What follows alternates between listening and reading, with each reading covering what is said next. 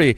Day number 1 was a different story. And now, with BTR being on the very top right and now, at this point, we too will have to see what's going to be the very final hope for the players, for the teams, on how they want to play it off, how they want to perform it out. But yes, it's going to be another exciting day. It's going to be another amazing day with a lot of aggressions, with a lot of casualties going around.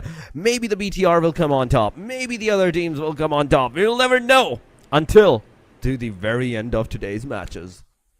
Yeah, absolutely. And I'm all here for it. Oh, there we go. We have the overall leaderboards just after the last match of day number 2. As you can see, BTR is sitting at the top with DRX still there, 4 points behind. And then number 3, there's a pretty significant drop going down for top number 4. It's even more, it's like 80. And then after that, there's maybe 2 points away from Horror Esports. So after top number 4 going down, it's like, you know what, there's a huge chance that the rankings can change a lot. But then for top 1, top 2, and top 3, it might be a little bit hard. But considering the fact that we have 6 matches for tonight, lots of things can still change. And you can see right here, this is the map schedule. It sure is. The match schedule is ladies and gentlemen. But one thing for sure that we do have to know is the fact that there's a Rondo, there's a Sanhok, and the teams will definitely go chaotic in this. There's no way whatsoever that the teams that will go towards a safer approach, safer side angles. And no, we're definitely going to see a lot of casualties, a lot of aggressions going around. And with Rondo being the first match, as we did discuss into the day number 2, day number 1 as well, even though day number 1, Rondo was match 3 alongside of the Sanhok. So we were discussing the fact that the fact was still there, that we was discussing how the Rondo is going to affect the momentum of majority of the teams. And it's the same today. BTR might win it out. BTR might get early eliminated somewhere into the region. There's so many chances for so many teams that are not doing good. All they have to do is change their momentum, go from a little bit passive that they have been doing to a little on the aggressive side. Yeah, absolutely. There's a lot of things that can change in these next 6 matches. And we've actually seen the trend in the previous days that, there are some teams that they do really well in one map and then they fall off in the other. We actually see that for BTR. And they fell off for like maybe the first 3 maps, but they still managed to keep their rank number 1 because they garnered a lot of points in day number 1. And match 4, match 5, match 6, they managed to get like a little more points and stayed in number 1 consistently. But we can see actually DRX might be catching up really soon. So that's something that we're looking forward to. That's something we're watching. But on the other hand, we're also watching the other teams because top number 3, top number 4, and top number 5 also matter. So for the fans of these teams, let's go ahead and give them some support in the comment section. Oh yeah, make sure you do support your favorite team player into the comment section as well. We will be reading the comments. I'm looking at them. I'm not calling out anyone. Yes, there's a lot of fans going around cheering their names, cheering their favorite team, favorite players' names. But yes, Annie, before we head over to the final day, the final matches to initialize, I'm going to ask you a very serious question. I want you to pick one team that will take the first chicken. The first chicken. Okay. Since this is Rondo, it can go either. But I don't know. I feel like Team Secret is speaking to me right now. I could be wrong. I'm never right in these predictions. But what about you, Torix? I was gonna go with Arena this time. I don't know why. The momentum that they have been generating throughout this whole journey, it's kind of hitting me. Like, okay, they have the potential. They can do it. And whenever I've seen that particular team go into the aggressive stances, go into the aggressions, I have seen them do wonders. Even if they're not getting the chickens, they're getting a lot of decent elimination points. I've seen them maximum do I think 18 to 19 elimination points. Not talking about just the tournament, but overall in general, right? And they got eliminated at that point early on, very early on, right? So all of these factors combined, there's a lot of chances for the team E Arena to actually do something really great. But aside from that, there is the fact that Hora will be playing. Hora will be trying to Mm. also mitigate the top performance for themselves to get into the top ranking, overtake the BTR. There's a lot of pressure on BTR. Nonetheless, no matter where we look at from, BTR is on the very top throughout the 2 days. Yes, there will be a confidence boost into their performance as well, but there's also that factorines of the pressure that it's the final day. We have not made any mistakes to be overtaken from the number one position, but today, if we make any mistakes, that might completely overturn and change into our into their unfavorable advantage. Yeah, absolutely. I mean, BTR has a good start today. They're already sitting in number one. So all they have to Yeah. do is stay consistent and absolutely not give a chance to any other team to overtake them. So, as you said, there's a lot of pressure coming in. They are at the top, but they're only 4 points ahead of DRX. So, you know what, BTR, so far their trend, I mean, they do well. And there are some games where they get a lot of points. Like I'm saying, past the 20 point mark in one map. And then in some other games, they get picked off less than 5 minutes into the game. So that's actually what happens with most of these teams. Yeah. Sometimes they do really well, and sometimes they get picked off really early. No one consistent team all throughout, and it's just that BTR managed to get the most amount of points out of this like inconsistent kind of gameplay. So they're all on a leveled field. They are like these teams are really good, and we've seen them perform in not just this tournament but in the previous tournaments also. And they're doing really well. So we have a lot of confidence in them. And with that, we will be moving on to Rondo. We are seeing the flight right now, and well, that's a very horizontal line. That sure is a very horizontal line. It's going kind of good, I'd say, but not that good. So be very careful. And I'm talking about all the teams on where you want to go. You have the Northerns, you have the South. You don't have those corner areas for yourself to like mitigate or go. So be very careful on which city you're going to choose. Are you going to choose the Jadena city, whereas you have the two bridges going from the small city to the main city? Then we have Danjing, we have Neox factory, the tracks area, the Mayran, all these big cities. Are they going to be contested this time around? Stadium is contested. There's two teams going around. I can also see teams players, in fact, of BTR and Namching's Red Force going to the northern angles towards the Minhu area, but they're not going to be able to reach that. They're going to be over into complete open side, maybe try to find some cars and everything. But so far, out of this big of a map, look at this. Oh, It's such a big map, and all of the teams they have dropped, but we can barely see the number. If it's Miramar, if it's Erangel, you usually see it completely like fill up the whole map. But this time around, we see just those small dot areas to be filled. yeah, absolutely. And right now we're seeing the consequence of that. We're already seeing two eliminations going in on the side of Hora.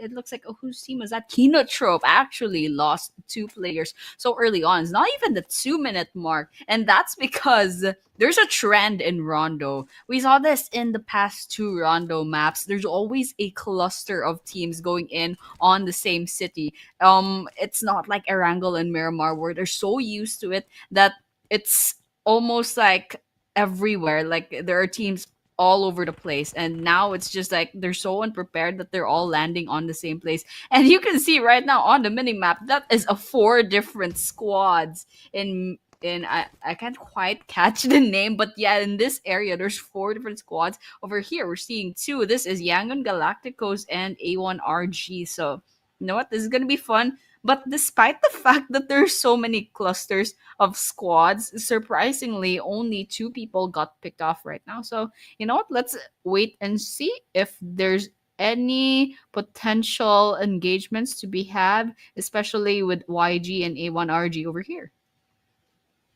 Ouch! The moment you said it, there's going to be a knockdown. A1RG is also going to receive the casualty. Both parties getting a knockdown on each other's side. That's a trade off going around. Equilibrium is on its way. Say Cloud is coming for that rescue. He is going to go for that revive as soon as possible, but be very careful of what you're going to choose. Rowdy's first going to be finished off, then he's going to go for the revive. Say Cloud, making sure that he has the elimination, he has the upper advantage, upper hand against the A1RG, whereas all of its players actually gets the revive. But oh, do I see another one knocked out? A1RG losing their players just like that. That's second one down. Fortunately, he will be revived in the meanwhile. Monet Boy closing in, taking this opportunity to change the direction of his location, the location that he has. But oh my god, Romeo Boy taking down CJ Boy right there. DRS example on our screen in this Mayran area with three different teams alongside of the premises. There's a revive going again once more. Say Cloud gets a knockdown instantly. Mernet Boy throwing a grenade. It will not connect. It will not get any kind of connections. The Molotov has also been thrown. The players will be forced to not go onto the top floor, but there goes the grenade. It's going to hit, but no connection. Master Smile still alive, Oh my. going forward, taking that fight face to face, but you have to be very careful. There's a guy, there's a player in this warehouse. The jump shots are coming. Flash gets taken down in an instant. It's just down to the very last guy of A1RG, which case Yangon Galacticos takes him out. No casualty, ladies and gentlemen, no casualties. The A1RG, Wow. and they have the 4 eliminations. I love Rondo so much. That was so messy. These engagements are so messy. You can just tell that they're not quite used to the map yet because there's a lot of clumsiness and everything. Oh, Federalis, you got caught right there. But Kyurine is stationed outside. I think there's still a possibility that Bigatron by Vitality. No, absolutely not. Rizy and Federalis are down. They have gravestones are their names now. And unfortunately, BTR they didn't manage to get those points that they need. And this is what I'm saying. Sometimes they get a lot of points. And especially in day number 1, the Rondo, they did so well. But right now, it looks like it's not looking good for them. But Kyurine and Bumblebee, I think they can get some more elimination points, but they're definitely not gonna be as they can't match up to the teams, especially the full squad teams anymore, since they've lost Rizy and Federalis. So let's see what Nongshim Red Force will be doing about that. It looks like there will be some grenades coming in, but it's not gonna connect to either Kyurine and Bumblebee. So let's just wait and see what's gonna happen. Ew. Oh, we do have to see what's Ouch. going to happen, but a grenade goes over from Kieran's side. Uh-oh. Kieran instantly gets a knockdown as well. It's a trade-off, back-to-back, ladies and gentlemen, once again. Situation is kind of going on both sides, both angles. Be very careful on what you're going to do, but Bigatron from the back angle. Nomshing's Red Force's player. Just the better of them. Nomching's Red Force surviving 4 eliminations, and BTR, the team that is on the very top of the leaderboard. Now they have been eliminated early on. This gives enough opportunity to the number 2, number 3, number 4 teams position side to take this initiative, get onto the number top and take over the BTR. But E-Arena, they're also taking those casualties to their name and also giving it away towards the enemy side, as Blood Official is down to the very last guy close to the proximity of E-Arena.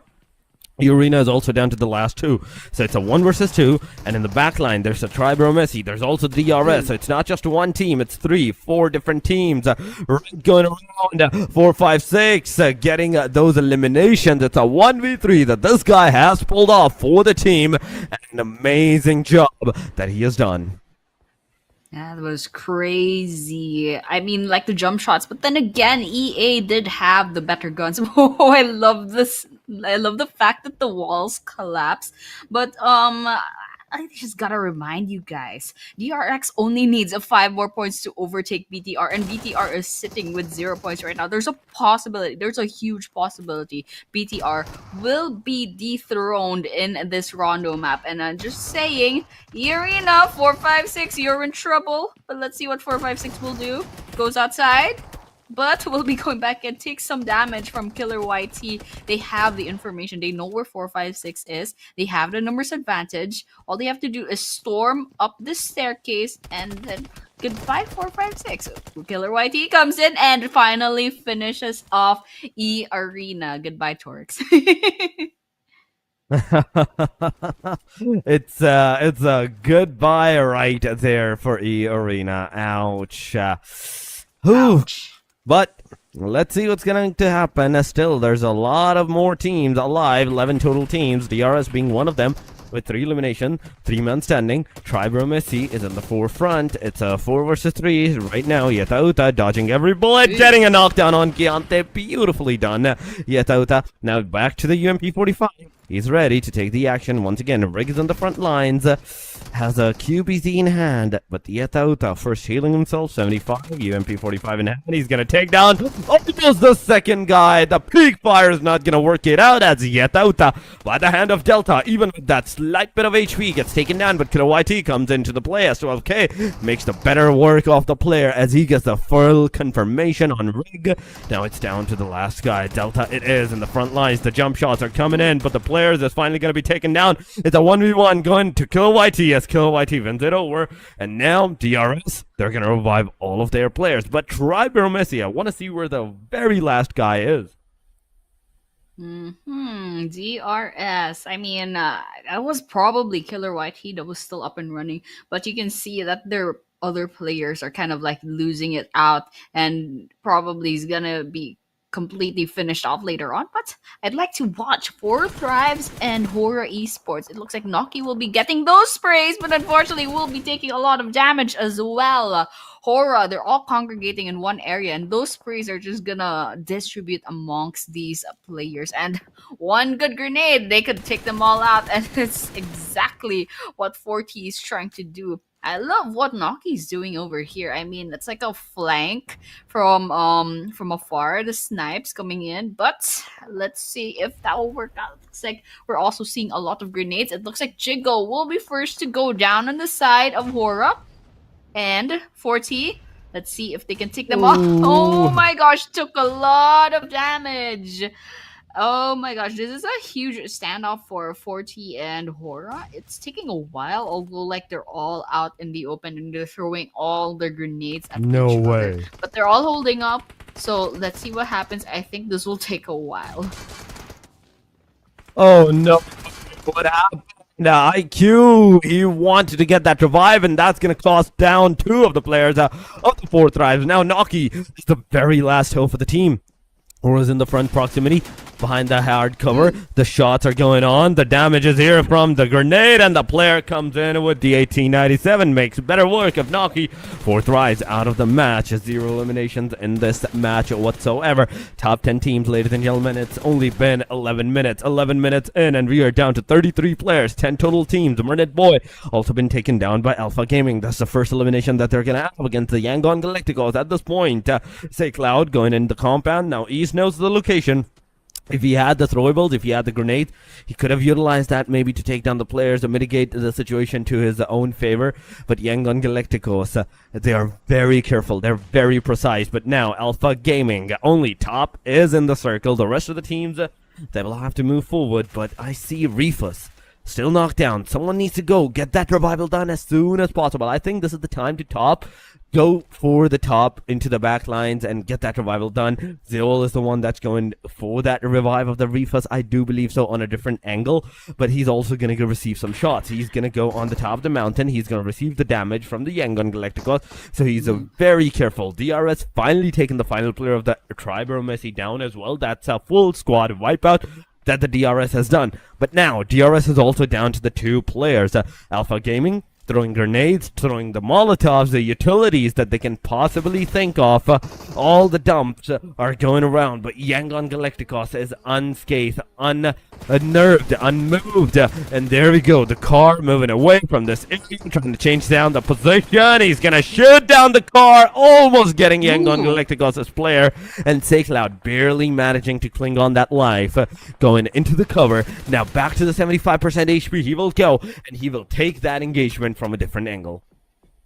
Ooh, it's a mess, especially for Alpha Gaming. So Zyol and Refuse, they're out of commission. East just got knocked down. I think there's only one last person left on the side of Alpha Gaming before they'll be saying goodbye, going back to the lobby. And of course, Master Smile over here, I think they're gonna go ahead and finish off East. Oh no!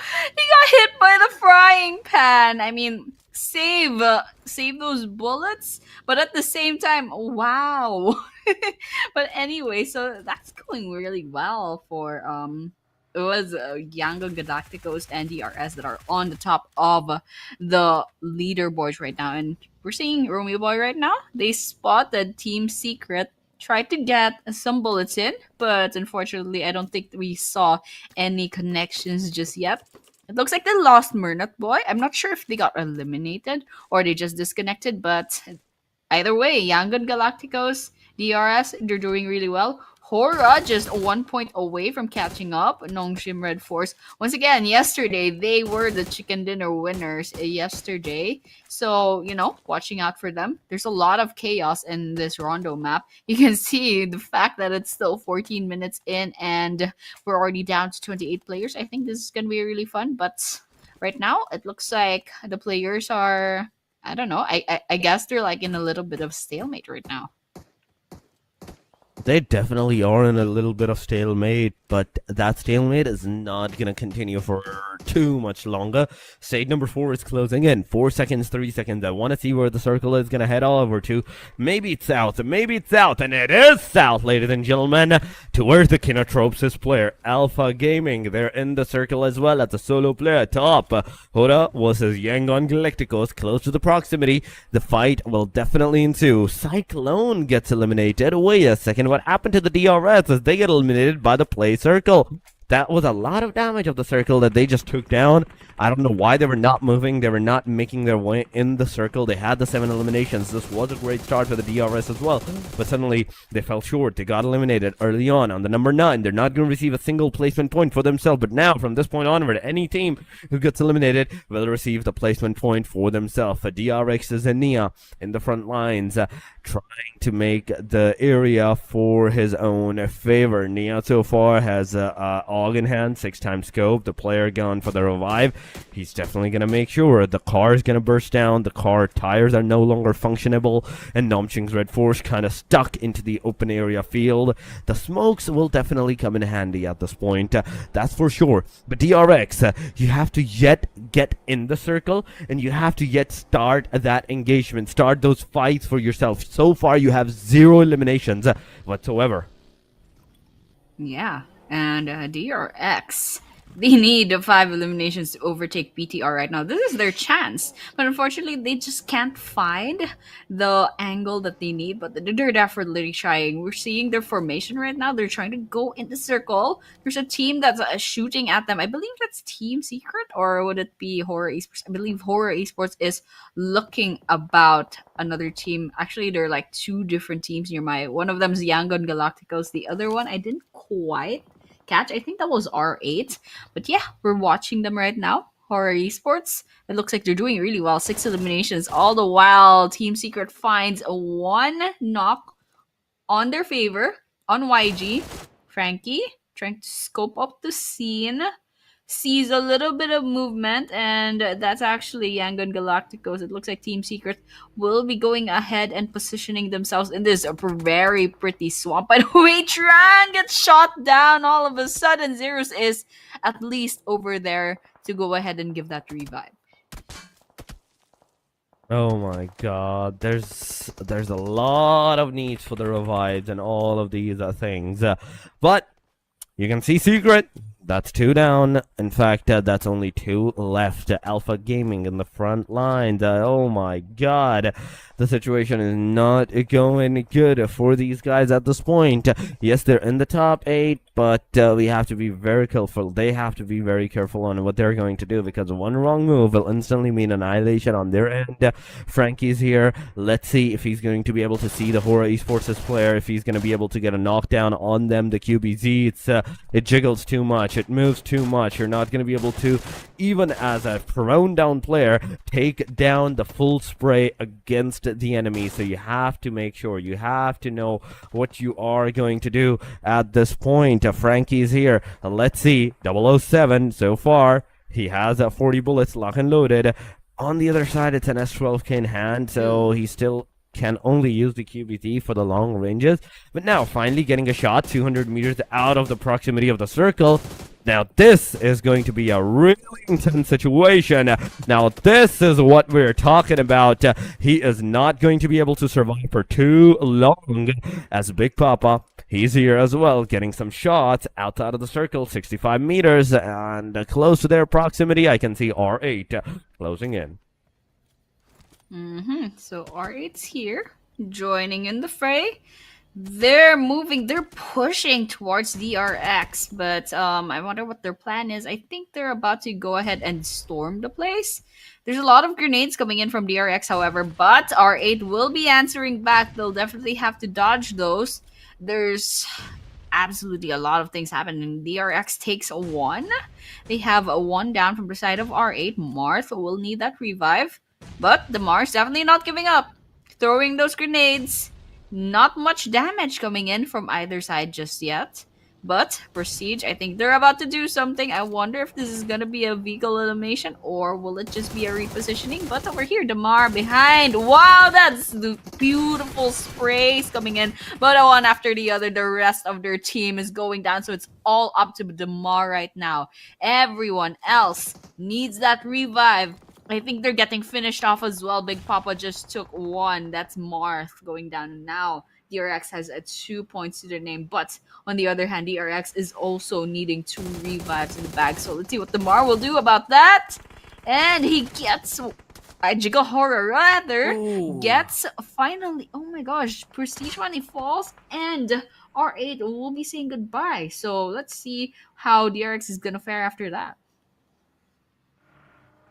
That was sad. That was absolutely sad at that point. Now DRX down to the very last guy. Alpha Gaming gets eliminated. Nomshings not making sure that they're getting all the elimination that they can. But DRX finally gets the elimination on their side. Where Esports is also facing a lot of casualties at this point as one player gets a finisher. But Big Papa, Big Mama, Nia, all the players of the DRX, they finally gets a full finisher. It's top 5, ladies and gentlemen. We are in the top 5 with solo duos onto the proximity. No fear going full, getting the elimination on Master Smile, Yang on Galacticos.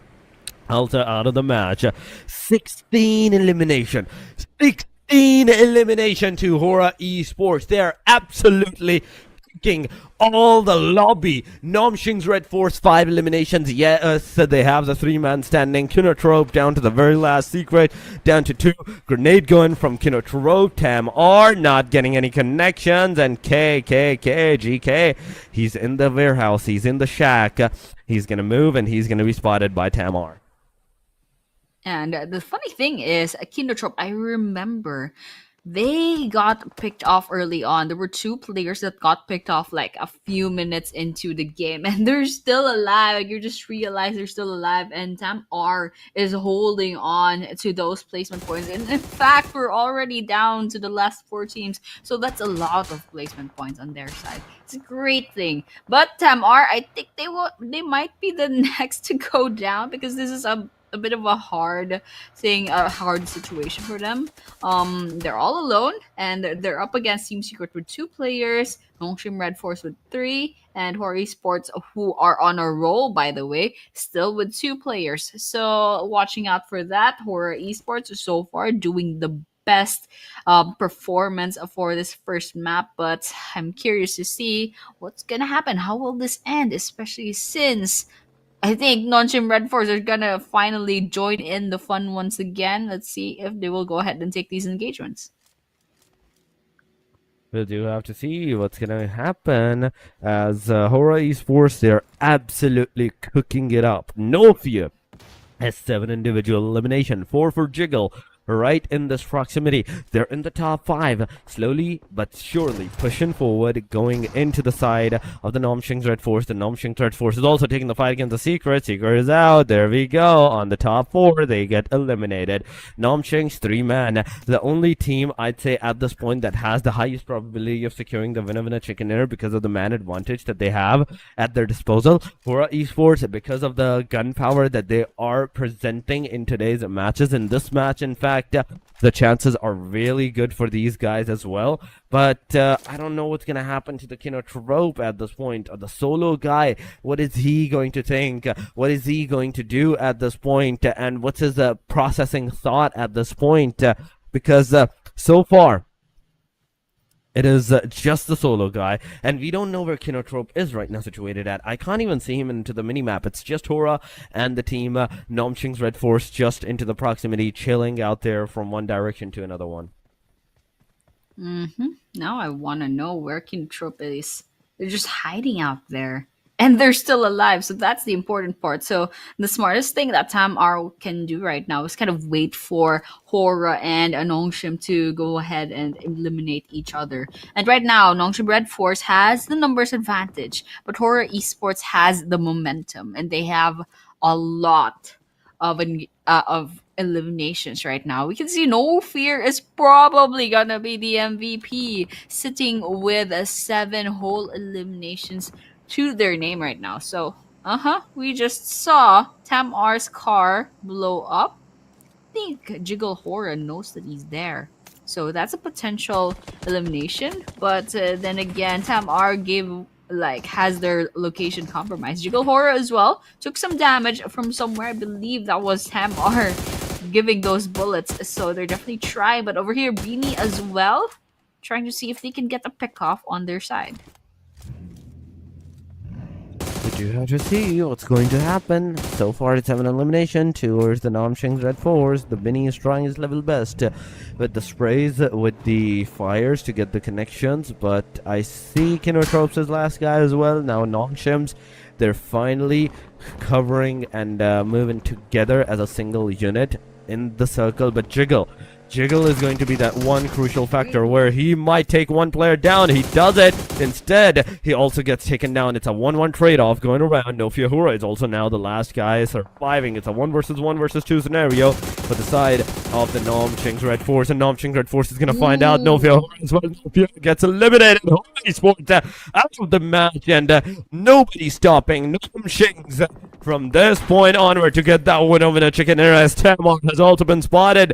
He is finally going to get that level 3 arsenal, the level 3 vest helmet, but his location, it's completely revealed.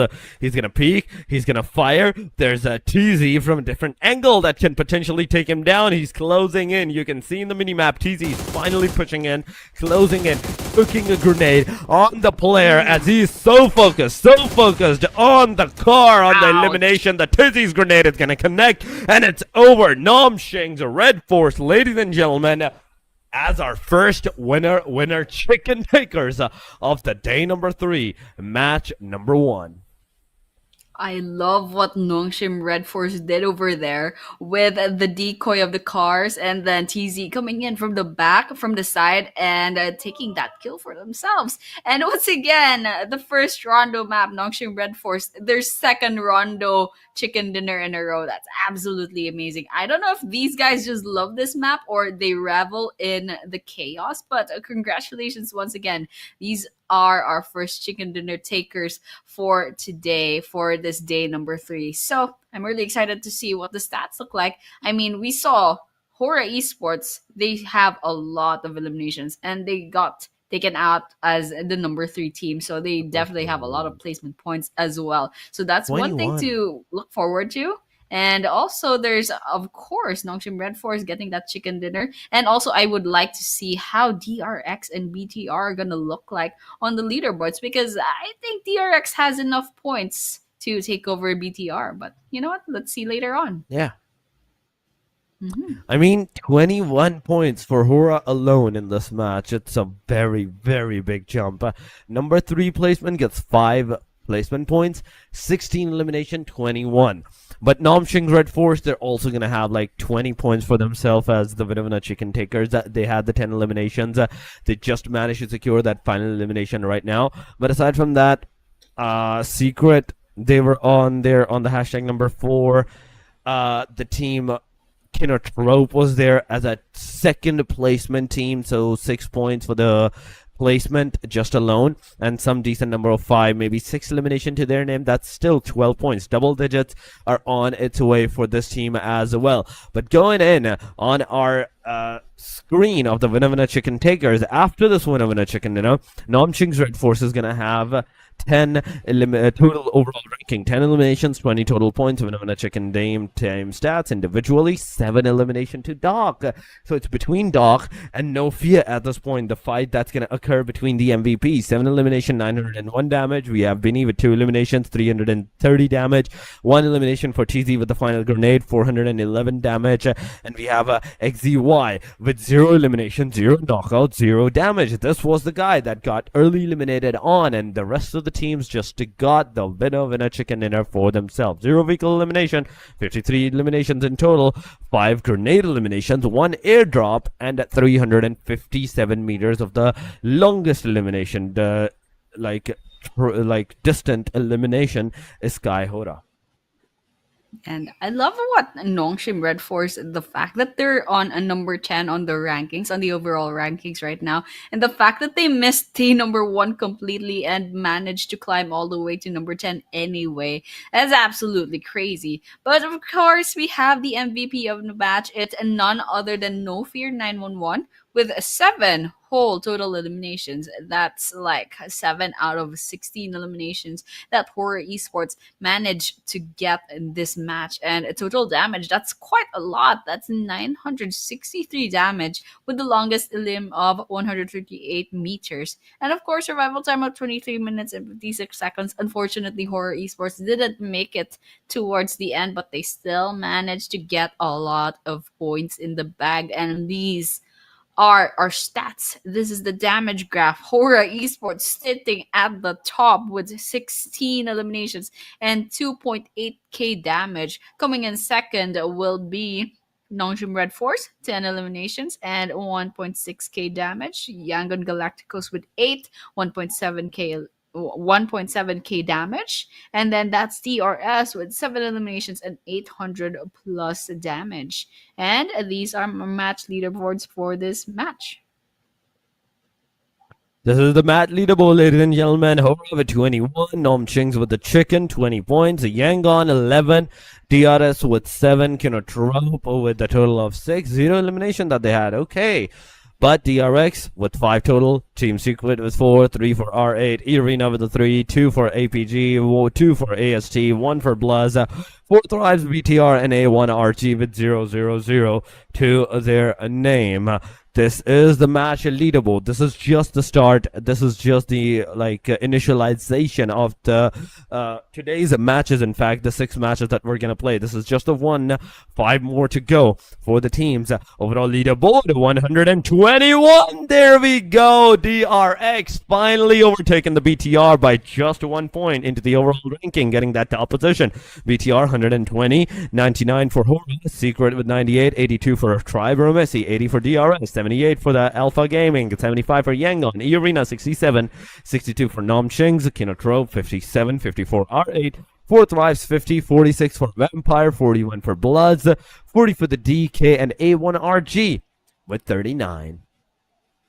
Gotta give it to Notion Red for 7 matches, but they managed to beat 5 teams that showed up to all the matches. So that's absolutely crazy. And of course, DRX for overtaking BTR just now. So that's absolutely crazy. And that's a great start to this day number 3. And of course, this is the MVP race. It looks like Jaiki, Killer T, Rig, and Nia all made it there. And right now, it's Jackie with the 31 eliminations and 5.3k damage sitting up top. But followed by Killer YT, very close, 29 eliminations. And that's just one player. That's just one person. So these players are absolutely amazing doing their job. Coming in, Rig with 23 and Nia as well. So those were your runnings for the MVPs, and this is gonna be really fun. But once again, that was Rondo. That was our first map for today. Moving in forward, we will be seeing a match number 2 with Miramar, and then we're gonna have a wrangle, and of course we'll see Sanhok once Yes. again for that sprinkle of chaos. But for now, that was Rondo with the win for Nongshim Red Force. Namjing's Red Force it was, but what a game, Hora Esports. What a game that they played up. But yes, there's still 5 more matches, and as Annie said, the next one will be the Miramar, with Rondo being done and dusted. The only Rondo that we're gonna play, it's the next bonus phase that we're waiting for, the match number 4, the Sanhok, where another one of the teams might just commit and end this match within the 20 minutes marker. But right now, before heading into the Miramar, ladies and gentlemen, we will be going for a short break. Do not go anywhere. Stay with us, hit that like button, and we will see you after the short break.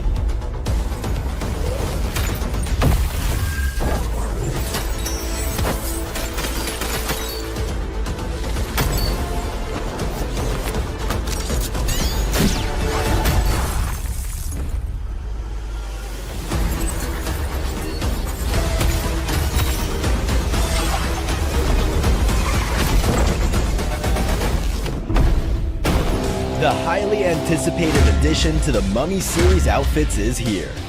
Paired with the new Ice Tomb Glider, the Polar Spectrophage set is just what you need to freeze your enemies. Or send them ablaze with the Inferno Fiend set's new upgradable Chain Inferno Uzi. All the Mummy outfits are back. Get them all.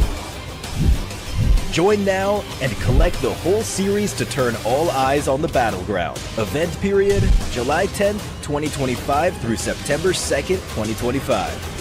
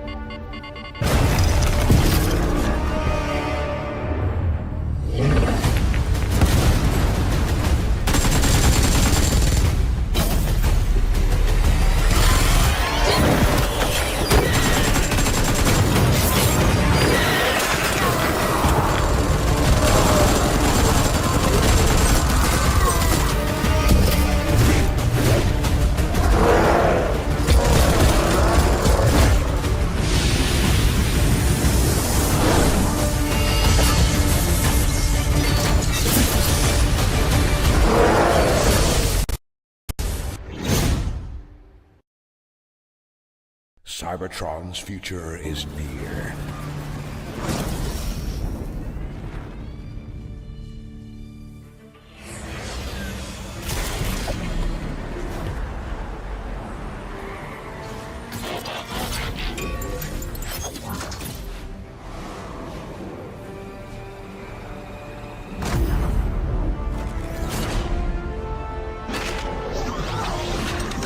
Autobots, roll out!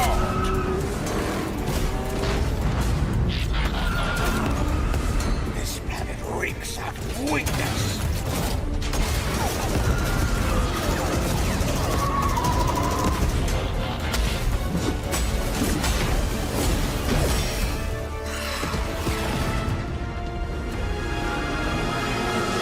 Your courage reignites my spark. We'll crowd a new load of Cybertron.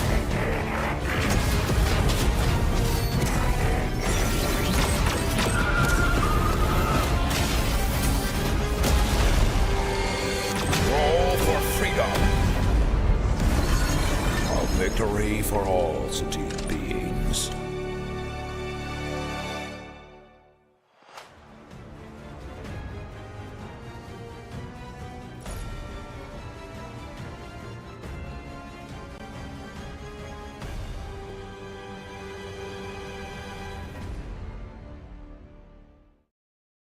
Come check out WoW version 3.9 during this blistering summer. But watch out so you don't get blasted by ink. The new Ink Blaster fires ink in multiple different colors. Like other firearms, it deals damage, but it also splatters anything it hits with ink. Look at how much fun they're having. Look, seems like the pool party's got some fierce-looking guests. The Smog Zombie and Spitter Zombie have been added to WoW. They're not easy to deal with. Don't miss out on this summer showdown. We might need a janitor. Ladies and gentlemen, welcome back after this short break, timer of 5, maybe 6 minutes, I'm not sure, I don't remember. But yes, we're back. It was that short of a break. But Training Ground in Nepal Pro Season number 2, the match in number 2 will start for the final day in a short while. This is your host, Torix. With me, it's Annie for the day number 3 as well. Annie, welcome back. And the match number 1, what a game it was. But now, finally, we're moving into the matches, the maps where the teams know what they're gonna do and what they are capable of. The Miramars, the Erangels, the Sanhoks. It's about time, ladies and gentlemen. But we're gonna start off with the Miramar, the longest, the biggest map of them all, the 8x8 after Rondo. I feel like Rondo is much more bigger than Miramar, even though the size is exactly the same. 8x8 it is. Miramar and Rondo, they are definitely a separate thing. Miramar, you have the complete open angles, complete open areas, whereas Rondo, you can make your own covers. So that's the versatility that the teams do get for themselves. But Miramar, how well are they going to use the ridges, the buggies to climb on top of those big peak of the mountains, get those angles against their opponents, in a short while, as it's the Miramar, the match number 2. Almost baited me, Annie. Yep. All right. That's match number 2 after all, Miramar. And as you said it, there's a lot of, climbing high places in the Miramar and then taking cover as well. So without further ado, that was actually the start of our flight path, and we're seeing pit bias towards eastern side of the map, so I'm pretty sure El Pozo will be a little bit hard to be accessed right now. So the funny thing that the game can do right now is put the first circle over there, but for now, of course, that is the flight path that we're seeing. Everyone's just kind of settling in, and unlike Rondo, Miramar is pretty much like one of the maps where they know what to do.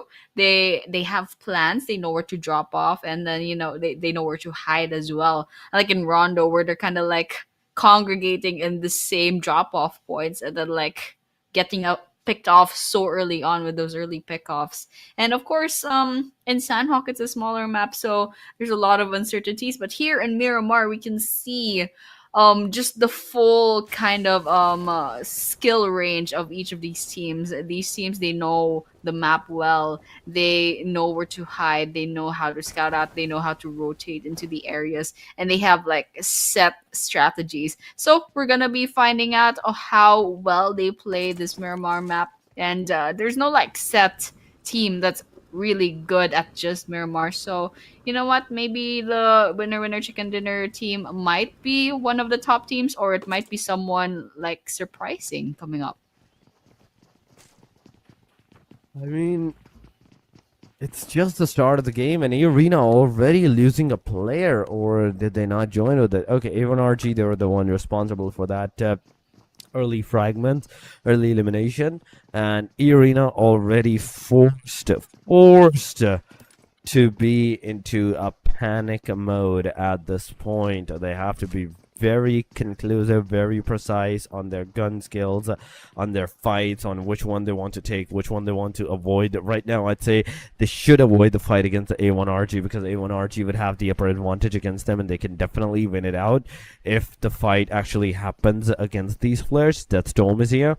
You can see him, 19 bullets into the vector, 105 into the backpack. He's ready with that SMG action to take and initialize a knockdown, maybe on the arenas, but they're not pushing. That's the good part. That's the good part on both parties.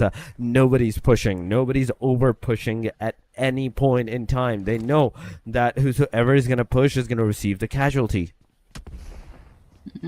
And that's exactly why everyone's just playing safe over here. So in this area, we have R8 and Nongshim Red Force trying to contest this area, and it looks like XYZ is inside this building, but slowly but surely R8 is trying to storm the area as well. But on the other hand, somewhere out there in the other map, it looks like A1's CJ Boy will get eliminated off, and now EA will get their first fresh elimination. I mean, it's a trade-off. I mean, they lost one player and now they have one elimination as well. So, give or take, it's not sustainable, but it's a something that get out of. So, looks like there's a Molotov coming in. Doxy is definitely taking those damage. R8 is still at the ground floor, wondering if they'll be going in for that push or will they be waiting out Nongshim Red Force.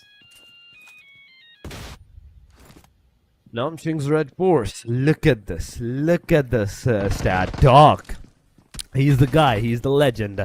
After all of those matches that they have played, the first 2 initial days and the first match of today, he has 16 elimination. But Arena versus A1RG, it's finally happening, ladies and gentlemen. Namching Red Force is also mitigating themselves into a fight, getting some elimination numbers to their name, but also losing some of their own players. As XZY gets a finisher, they're down to the 3 players. They only managed to get a knockdown on the team R8, but not the elimination, not the confirmation. On the other hand, oh my god, do I see 2 eliminations on A1RG? That's 1:2. You took down 1, but you gave out 2 of your own to the enemy side. The Uzi's not gonna work it out. Oh my god, Rowdy, you barely missed it. You could have got that knockdown onto the players, but you missed it out, and now you're in a very panic mode. Doc eliminating Prestige. Prestige getting a knockdown. Now Doxy is finally gonna take that action with the Uzi. 5 bullets. AKM being shot constantly in one direction. 7 more bullets. The peak is there. The headshots are gonna connect, and there we go. Doc is gonna have another knockdown. He's finally gonna move forward, but Damar is finally gonna be eliminated. 4 eliminations. R8 fully being eliminated, and the first fight, that first conclusion of the fight, happened on R8. Ooh, there we go. We're down to 14 teams and 52 players remaining. So that's R8 will be forced. It will be the first, rather, to go down. But I see some damage being taken, and it looks like just from the mini map, there's still quite a mess over here. There's A1RG coming in, EA with, I believe, just 1 player. That's just Joker around here. I don't know where the rest of their team is, but Kinotrope's also hovering outside. It looks like Mormon will be getting Death Storm. Oh yeah, there we go. There's more players from EA coming in, and Rowdy will be getting shot at, and it looks like A1RG just that quickly. Our second elimination, our second squad elimination was just witnessed. So, you know what? This is pretty fun, but Kinotrope is still out there. Kinotrope is definitely out there, but wait a minute. 456, no, you had 2 chances. Come on. Still couldn't manage to get a knockdown. Now Jumpfire 456 is going to be the one that are responsible to get knocked out. Even after that first initial elimination numbers that they got against A1RG, the 4, they're still going to lose the player. 456 being finished off. Mormon and Joker, the 2 guys that got those elimination numbers so far, they're the ones alive. They're the ones still into the game, and they will be responsible to secure some decent number of eliminations. With Kinotrope, last match that couldn't get even a single elimination. This match, at least 1 elimination to their name. Joker is here, taking a peek. He's gonna enter. He's going to find out where the enemies are, and I think he did see them. Now, Joker, you need to be very precise what you're going to do. The sprays are coming. Mark is cooking that grenade. You can push, you can go and rush as he's about to throw that grenade. If it comes to you, you're gonna be eliminated, but nope, nobody has the slightest of idea that Joker is residing here. A flashbang is going to be thrown. This time, the door closed up early on, and they're the one that gets flashed up. Joker, now, once again, not moving an inch. He knows what's at stake here. There's not one, there's two, three players of the Kinotrope. They're actually going to push together. The grenade comes up. Oh my god. I just love it how he survived that finale. Finally, he's going to go get that knockdown. But Mormon, will he get that confirmation? That's the thing, guys. Tomer gets a knockdown. Kinotrope is losing their players. And no way. No way, ladies and gentlemen. Mark, you got to get into the compound as Joker finally pushes up, gets a knockdown on Mark. It's a confirmation on both of the players, and Joker secures another elimination to his name. Mormon is also alive. 4 to 5 eliminations to the name of Arena right now at this proximity. The sixth one is waiting in the area as Kinotrope is also down to the very last guy. Ozi-san gone for the rescue, but Joker closing on with the UMP-45. You're gone to the wrong place, man. You're gone to the wrong place. But yes, the revive has finally been given out. Here we go. Joker giving the chase. Ozzy-san just right below them. But at least the good thing is they're kind of playing in an equal field now. Kinotrope with 2 players. A Finale is needing that revive. So it's practically a 1 versus 2 with Oji-san, Joker, and a Mormon. And let's see who will come out of this alive, because it looks like Ozi-san is trying to run for their lives. And I mean, Joker over here, they have that SMG, they have that shotgun, but then again, these guys, they don't have the best of guns, and it looks like that'll be the end for Kinotrope. Arena manages to stay alive, and Joker does get that last laugh, but over here, it looks like Team Secret might be our potential third party. So let's see how Team Secret will approach this EA, knowing that EA is just fresh out of an engagement and they're only down to 2 players. So let's see what Team Secret will do about this. We will have to see what's going to happen. So far, you can see Bigatron by Vitality, Curine, close to AST, but not that close. But you have to be very careful. This is Miramar. This is the open area. You can see the DRS into the left side, into the northern angles of the minimap. They have the opportunity. They have the chance to take you down from an off-angle location. The shots that can actually occur at you, it can definitely do a lot of damage. But Curine, finally getting into the car, moving out of here, going away, slowly, steadily. It's definitely going to work out, but where are they going? That's the question. Are they going to a safer location? Are they going in on a very aggressive approach? Because so far, what I can see, there is top. There is top from the APG in the area. So from one fight, from DRS all the way to the Alpha Gaming, this transition may work out, may not work out. Yep, and hopefully it does work out. So BTR right now, they're out in the open, so I'm a little bit nervous for them, but then again, they're not really in much trouble just yet. And we can see that circle is actually closing in quite a lot already, and there's a lot of teams trying to go ahead and rotate into the area. So we can see actually Horror Esports and Bluzz, they're rotating from the north and DRX towards the west, and there's EA and Team Secret in still the same area, but getting swallowed up by that blue zone. They definitely gonna have to go ahead and get them moving if they don't want to lose too much resources healing up. So with that, the arena might have a little bit of trouble because a Team Secret is out there and waiting on E-Arena to be forced to move to the circle, and that circle is shrinking even more now. So with that, I believe this is like, I can't quite see what stage we are in, but it's stage number 3 rather. It's stage number 3 that we are in, and this is gonna get serious. It looks like Yangon Galacticos and Alpha Gaming right now, they're at odds with each other. Yangon Galacticos, still 0 eliminations. Let's see if that's gonna change really soon. So far, it is definitely 0 elimination, but it might change soon. It might not change soon. Will have to wait out for that. But Yangon Galacticos, one thing that I do see into their performance and into their gameplay is that they're ready. They're ready to get those decent number, to get those eliminations for themselves so far, and they are ready to take that action, the fights at this angle as well. See that, how well they're trying to do it up. We're not seeing those connections going around. Come on. I kind of want to see those number of eliminations that occurs for the players, that occurs for the teams to go on. But oh, come on. The Molotov, it does a lot of damage, but not enough for the casualties. This is what we're talking about. This is what we are saying, that it's not working enough for the teams, for the players. They have to be very precise on what they're doing and how they're going to mitigate the situation for themselves. But so far, it's a refus going on. No Molotovs and no grenades whatsoever at this point. Alpha Gaming, the 2 players here, versus the Tribermesis 3-man standing here.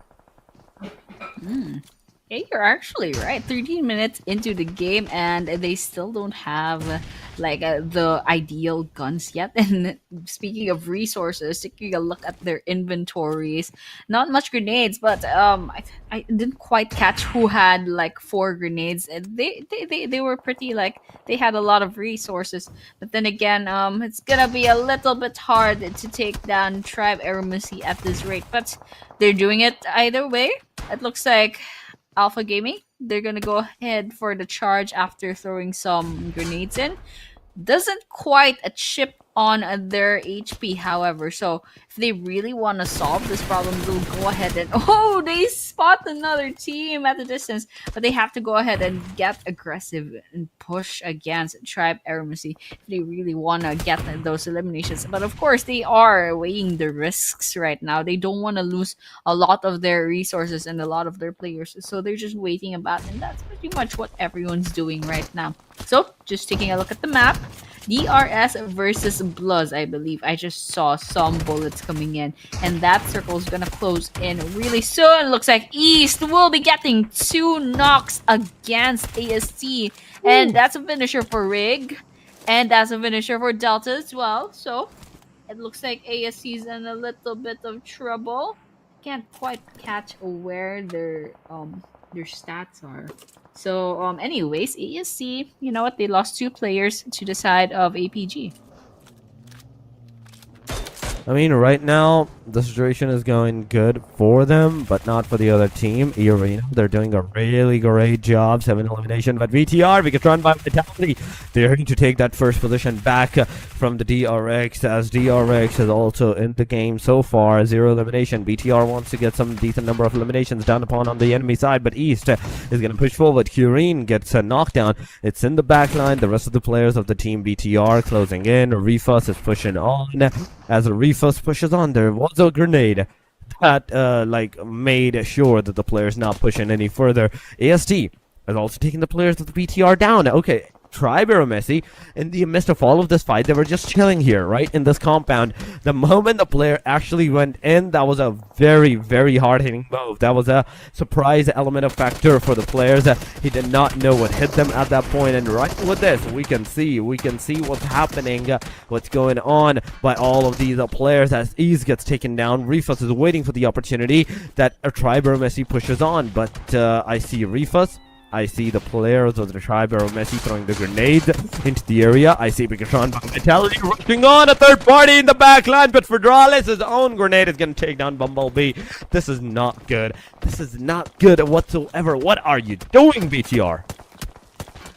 Oh my gosh, that is the question. Now let's see how BTR will come out of this, because it doesn't look very good for them. I believe it's just a Federalis, and it's gonna be hard to go ahead and get those points after this rate. But ASC, all of a sudden, they also get eliminated off, and there's a lot of teams that got picked off with just 1 elimination. So it's kind of unfortunate for them that they've lost the chance to get more out of this game. But E-Arena, however, they're doing really well. That's 7 eliminations on their side. And looks like Alpha Gaming, they might be doing well as well. Oh, VRS Gaming, a little bit of trouble. Yata Uta on the red. Killer Whitey's gonna be next. Example and Cyclone, they're still up in the running. Oh, no, Example just got knocked down. I think it's just Cyclone. And with that, Alpha Gaming was that. I didn't quite catch the name of the team that picked them off, but that was quite amazing. It was very fast paced, but yeah, Alpha Gaming back in. Team Secret out in the distance. Federalis is still lounging about down below, trying to see if they can stay alive. But yeah, it's a bit messy right now. 17 minutes into the game. 17 minutes into the game, ladies and gentlemen. Right here, we can see 17, 18 minute on the mark, but 6 to all the way 11. The teams are down, dusted. Fourth Rise is the only one in the middle of this to be surviving, to be alive. So there's that going on. Be very careful, Fourth Rise, on what you are going to do, how you're going to play it off. Yangon Galacticos on our screen as well, in the circle so far. It's a good start. Now they're in the circle, but they're close to the proximity of the Fourth Rise. So why are they drifting? This is not the time to drift, ladies and gentlemen. This is not the time to drift for these players, but they're doing it anyway. Secret going to this team. They're being forced to get that damage maybe from arenas on the northern angles. Hora Esports, in fact, is there. East is there. Secret Zeus near the team Alpha Gaming. Alpha Gaming is one of the team that is inside the circle, but Fourth Rise. There we go. Ladies and gentlemen, Blood Official getting that first initial elimination on Fourth Rise's player. That's one elimination going on, but the rest of the parties, they're still going to be alive. Nom Shingren for Shrine for Fourth Rise as Fourth Rise gets the better of them with the flare. Fadak coming from the back, getting a knockdown. Beanie's here. A smoke grenade is going to be deployed. Sleepy Hora gets taken down by Bloods as well. But not only just one team here, but two different teams. But Beanie, beautiful 1897, ladies and gentlemen. This guy is on its very toes, but instantly, that's Falak coming up. Falak with that shot, getting all the three players down and out of the players of Nom Shengs. That's 3 eliminations for Fourth Rise. 4 eliminations, in fact, with 3 players still remaining. I love it. I love it so much. All this chaos and Alpha Gaming going out of that engagement with the 6 eliminations to their name. Absolutely amazing. Oh, this is what I want to watch. This is Horror Esports. Last game, they had 16 eliminations. Let's see how they do right now, because they're still at 4 eliminations, but there's still 28 players left standing. And these guys, they're a full squad. They have all of their players. And now they're going to be going against Alpha Gaming, which, by the way, Alpha Gaming has quite the momentum right now. Sleepy's taking a lot of damage, and they are also quite out in the open. There's also Bluzz lounging about and near them as well. So this is a bit complicated for the side of Horror Esports, but they have a pretty good track record, so I'm pretty confident that they'll give us a pretty good performance right now. And taking a look at how the rest of these teams are doing, it's like Alpha Gaming will be towards their south. Blues is also lounging about, and the rest of the 9 teams, they're somewhere out there. But right now, let's watch what Horror Esports will do in this situation. Yep, that's one thing we will have to see what's going to happen at this point, as Sleepy Hora right now on our screen alongside of Sky Hora. Both are here at the corner of the circle. The 16 seconds, 15 seconds more in the circle will definitely close up. We're going to see our next circle in a short while. And it's definitely going away from these guys. Top 9 it is, ladies and gentlemen. There's a lot of players going down still at this particular angle. But the circle shift is going to be intense this time. Not too much. Down to the very center of the previous one it goes. For Thrive, close to DRX, the team that has the #1 position right now for themselves. The crowning champions that they can be. As Bigatron is also alive, but as a solo player, I don't think he's going to be able to do anything. Naki finally gets a knockdown. It's a confirmation, and Fourth Rise is right now down to the last 2. Horror Sports also facing some casualties, getting knockdowns. 4 eliminations is also into their hands. Alpha Gaming versus Horror. The shots are going. The connections are not making it through. It's not a knockdown, and an easy revive coming on for Horror Esports' player. Absolutely, and I think Horror Esports, I don't really like their location right now, but I don't think they have a choice either. They probably didn't rotate early enough, so they're kind of forced to stay in this area. But they're getting bombarded right now. All the while, Federalis finally gets a caught. And they're out of the game and no placement points whatsoever. But Alpha Gaming bombarding Horror Esports, lots of them on the red. But on the other hand, it looks like from just the leaderboards. Oh, there we go. I think Horror is also gonna be in trouble. They refuse. All they have to do is put one more bullet. Oh, there we go. Wakai does that, steals that knock from the side of Alpha Gaming. So Blues is definitely in there. Horror Esports, no fear, still alive, and they need to go ahead and revive. I believe that was Sleepy that was down because he's in trouble right now. It looks like the play zone's eating up some players, and Wakai actually steals that kill, takes a Sleepy down. But of Nice. course, no fear horror. Oh, that's a lot of sprays. But unfortunately, Alpha Gaming will be getting the last laugh. And with that, it looks like Blues once again takes another kill on their side. That's another kill going around right there, ladies and gentlemen. Irina also in all of this fights taking those actions. There we go. Some eliminations on Irina's corners. Horror Esports also facing a lot of casualties as the last guys right now alive. Jiggle Horror receiving a lot of damage, and there we go. Jiggle gets eliminated. Right after that, there's Alpha Gaming also been taken out of the match. It's a back and forth of two different teams. 6 teams total are remaining right now. From this point onward, there's not a lot of placements that you can be. It's a majority of the area completely out into the open. The only cover that you have are these cars, are the rocks that you can take. Arena gets eliminated. 10 eliminations that they had, but with the elimination numbers now coming up on the hashtag number 6, they get eliminated. They receive 2 points. 3 is going to be given out to the team that will get eliminated here. 4 Thrives with 5 total points so far. Team Secret with 4, 3 for Bloods, 2 for Yangon, and DRX still alive. I'm really amazed to see this. That DRX being alive instantly mean one thing, that either they're here to take that winner chicken dinner, or to make sure that the top position that they just finally received for themselves, they make it soar high from this point onward. They want to soar high into the overall ranking, the number 1 position, as Bigatron has finally been eliminated at one point in time with 0 points whatsoever. So even right now, if DRX gets eliminated, they're still gonna receive like what, five total points. In fact, 5 total points, yes, for themselves. So still 5 extra points against Team BTR more. It's definitely an amazing thing. 6 total points will be the difference if they get eliminated at this point, but 12 teams are remaining. We have 4 Thrives in the midst of all of this. T4 and Falak together. Now, slowly pushing forward, staying into the compounds. They know that they have the circle on the top of the mountain. There's also Bluzz Esports just chilling out there. They know that even Bloods know that 4 man alive we just have to take that final fight. We just want that winner chicken dinner. Yeah, absolutely. And that's between the 4 teams that are still up in the running for that chicken dinner. And yeah, all eyes on DRX right now. They are at the top, but they're only 1 point above BTR. And BTR right now, they're sitting on 0 points. And DRX, although they have, like, they're gonna put a huge gap, not that huge, like a considerable gap against BTR.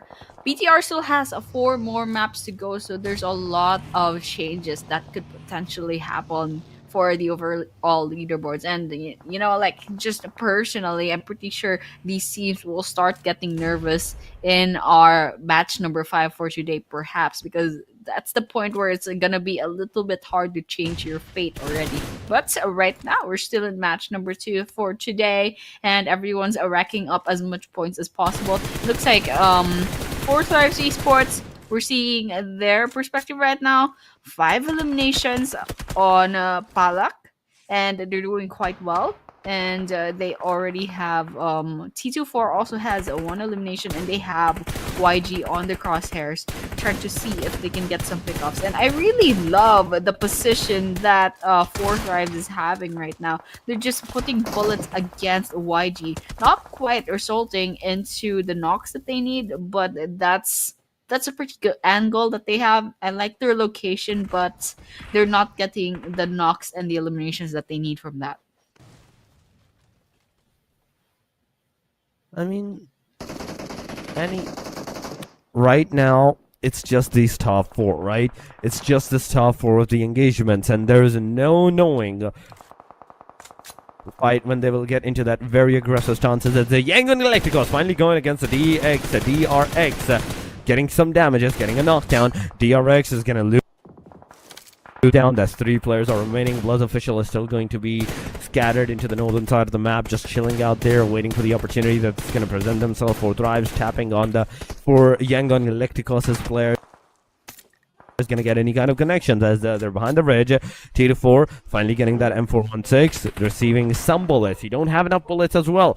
That's the thing. 4 Thrives, they're low on bullets, they're low on the ammo as well. But 4 Thrives, Falak finally going to be taken down. Romeo Boy is the one responsible for that. It's a confirmation going around. Bloods official gets Voke. Voke is the guy that's responsible for that elimination. But 4 Thrives, their first one to get eliminated into the top 4. As Yangon Galacticos gets their hand into another elimination to themselves. Now, with 4 elimination, Bloods official as a 4-man, they're pushing on Yangon Galacticos. The Yangon Galacticos, we do have to see what's going to happen as Gyros threw that grenade. It definitely hit. It definitely got a connection, a knockdown onto the players. As a Bloods official, now with 4-man unit. As a full squad, they are pushing. Look at this. Another one down. Master Smile, the potential only person to get that revival done, to get those casualties on towards the Bloods officials players as well. The revival's been done, but the players have finally made its way. One more bullet on the S12K, but the S12K is not going to connect. Finally, Voke gets taken down, and Voke finally even survives 7 elimination. 10 on its way. It's going to be a 10 elimination winner in a chicken dinner, I can say for sure, against for the Bloods official. DRX still managing to get that number 2 position, even if they get eliminated here. So 6 points, 1 elimination, 7 in total they're gonna receive. Still on the number 1, they're gonna reside. They are still the table toppers at this point, but I'm really hoping DRX pulls off a 2 versus 4. Yeah, absolutely. I mean, Bloods right now, they're on a roll, definitely. Oh, they just took out Big Mama, so this is gonna be a little bit hard. The husband is over here getting some knocks, and that's a finisher on Axie. So that's one elimination on the side of DRX. Oops, and there we have it. Not for long. Gyro gets that final elimination and solidifies Bloods' winner chicken dinner for this match number 2 on day number 3. I mean, they have a lot of eliminations coming in. I believe it's like they're up at 9 eliminations right now, or even maybe more. And DRX, they have a decent amount of points coming in. There's not that much eliminations, but there's a lot of placement points. So they put a considerable gap between them and BTR on number 2. So I'm really excited to see how the overall rankings will look after this match. Oh, I love that. 10 elimination in total. Bloods official, winner chicken dinner, 20 total points.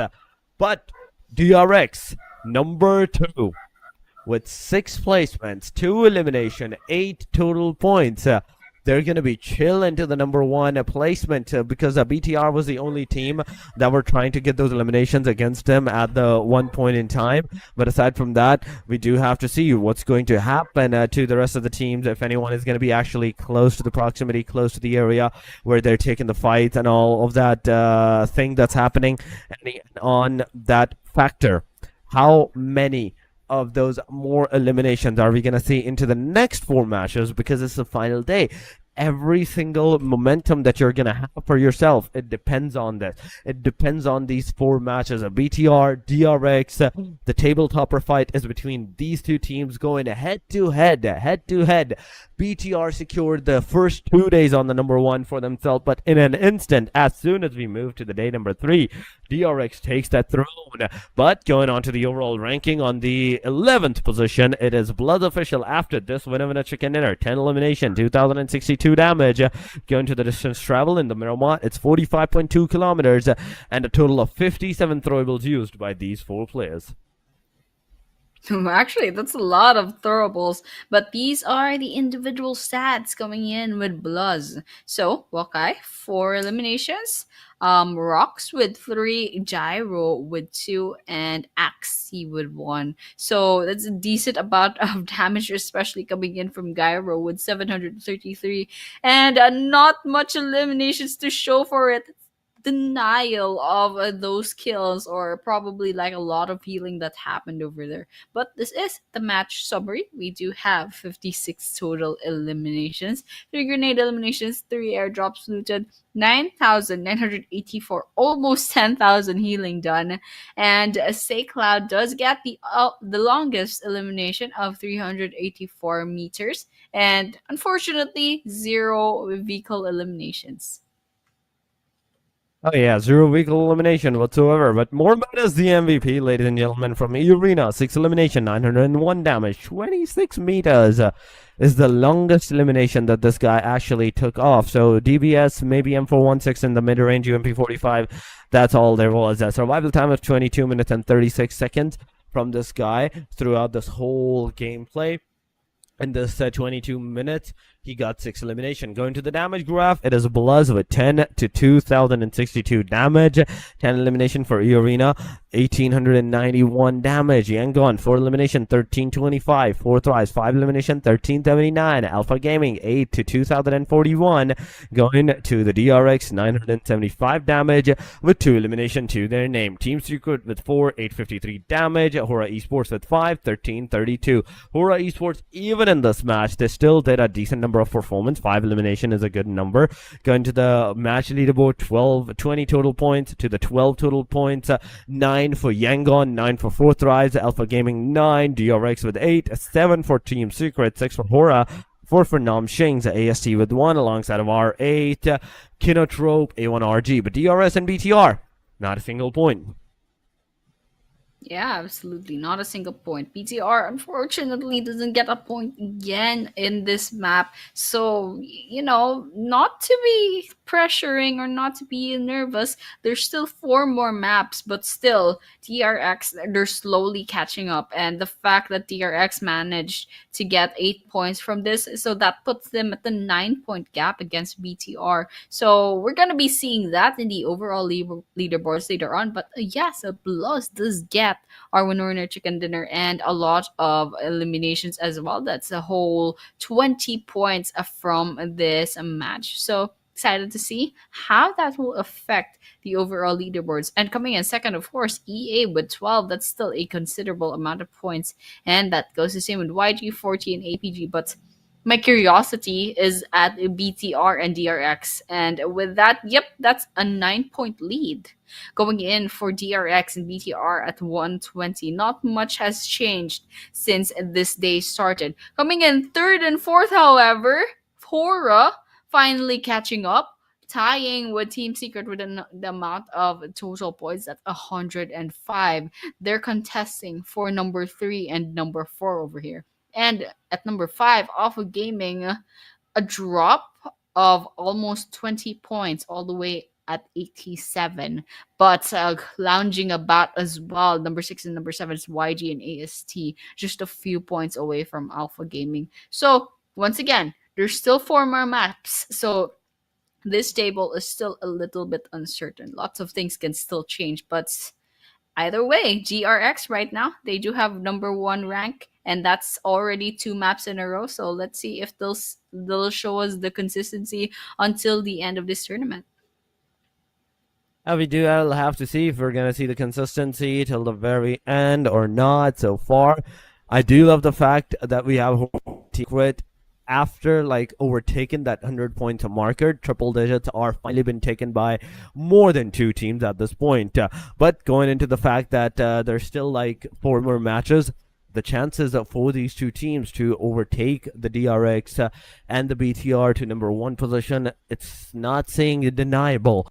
It's not saying superficial at this point.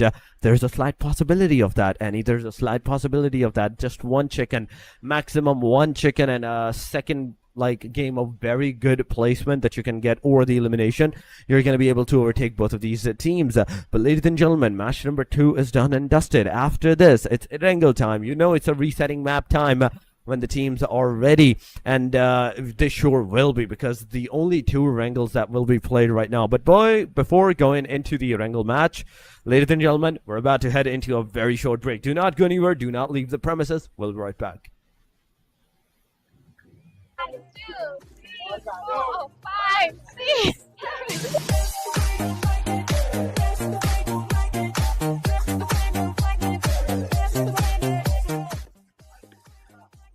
Oh my god!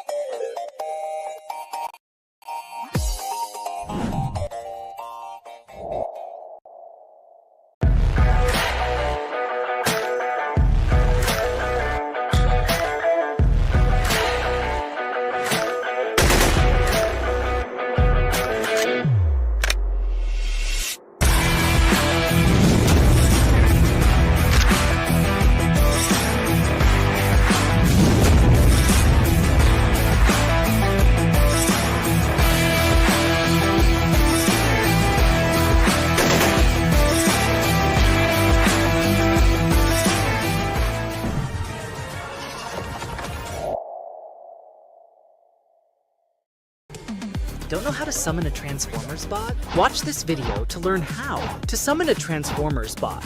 You first need to obtain a Space Bridge beacon, the Neon Outpost core crate, Astro guaranteed ways to obtain a space, so a chance to obtain one through other means. Neon Outpost premium supply piles, Space Bridge entrance, classic area themed crate, darkens at 400.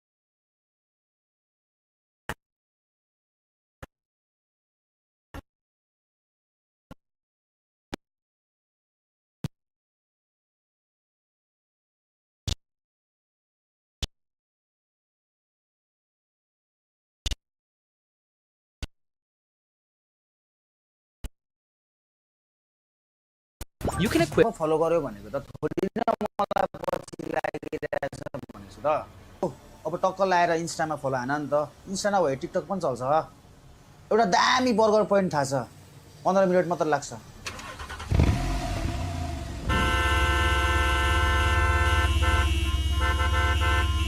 50 minutes त भनेको थिएँ नि मैले bro त खासै बोल्दैन क्या हो हुन त म पनि खासै बोल्दिन चुप लाग्छु हौरमा मात्रै घुम्छु तिमी एक शब्द पनि बोल्दैनौ तिमीलाई के मन पर्छ न्यून आउटपोस्ट ब्ल्याक मार्केट कि एस्ट्रोडेन्ट ब्रो अब यो नभन कि तिमी पोर्टलबाट एस्ट्रोडेन्टमा गएर फाइट हाने छैन भनेर ओके केही त भन न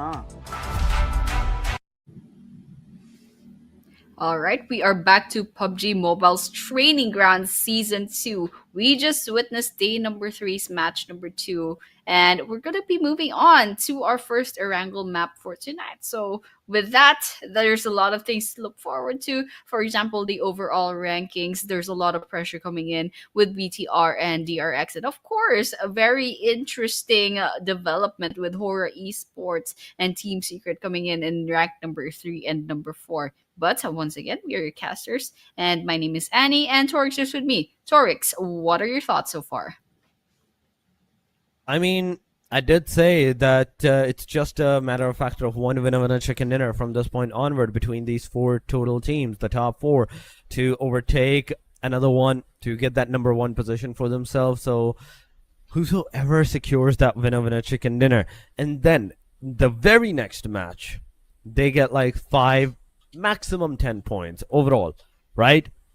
They will not be able to take that particular team down from the overall ranking for the rest of the day, as I know for a fact that after this match, the momentum, the time, how the teams are playing, the momentum is going to completely shift. It's going to completely overturn. The teams that were going slow, they're going to go fast. The teams that were going fast, they're going to go slow from that point onward. And BTR may be one of the teams that might go for a faster pace, as they've so far has been going for a slower pace thing. So will have to wait out for what's going to happen, how the teams will be playing it up, because it's Erangel. Then we have Sanhok, then we have Miramar, and last but not the least, we have Erangel once again. So these 4 matches that will be played, that will be accomplished here with the resetting map to the very aggressive map, the most aggressive map that we usually see throughout the thing, as Sanhok being played as the match number 4. That's going to change the momentum for majority of the teams.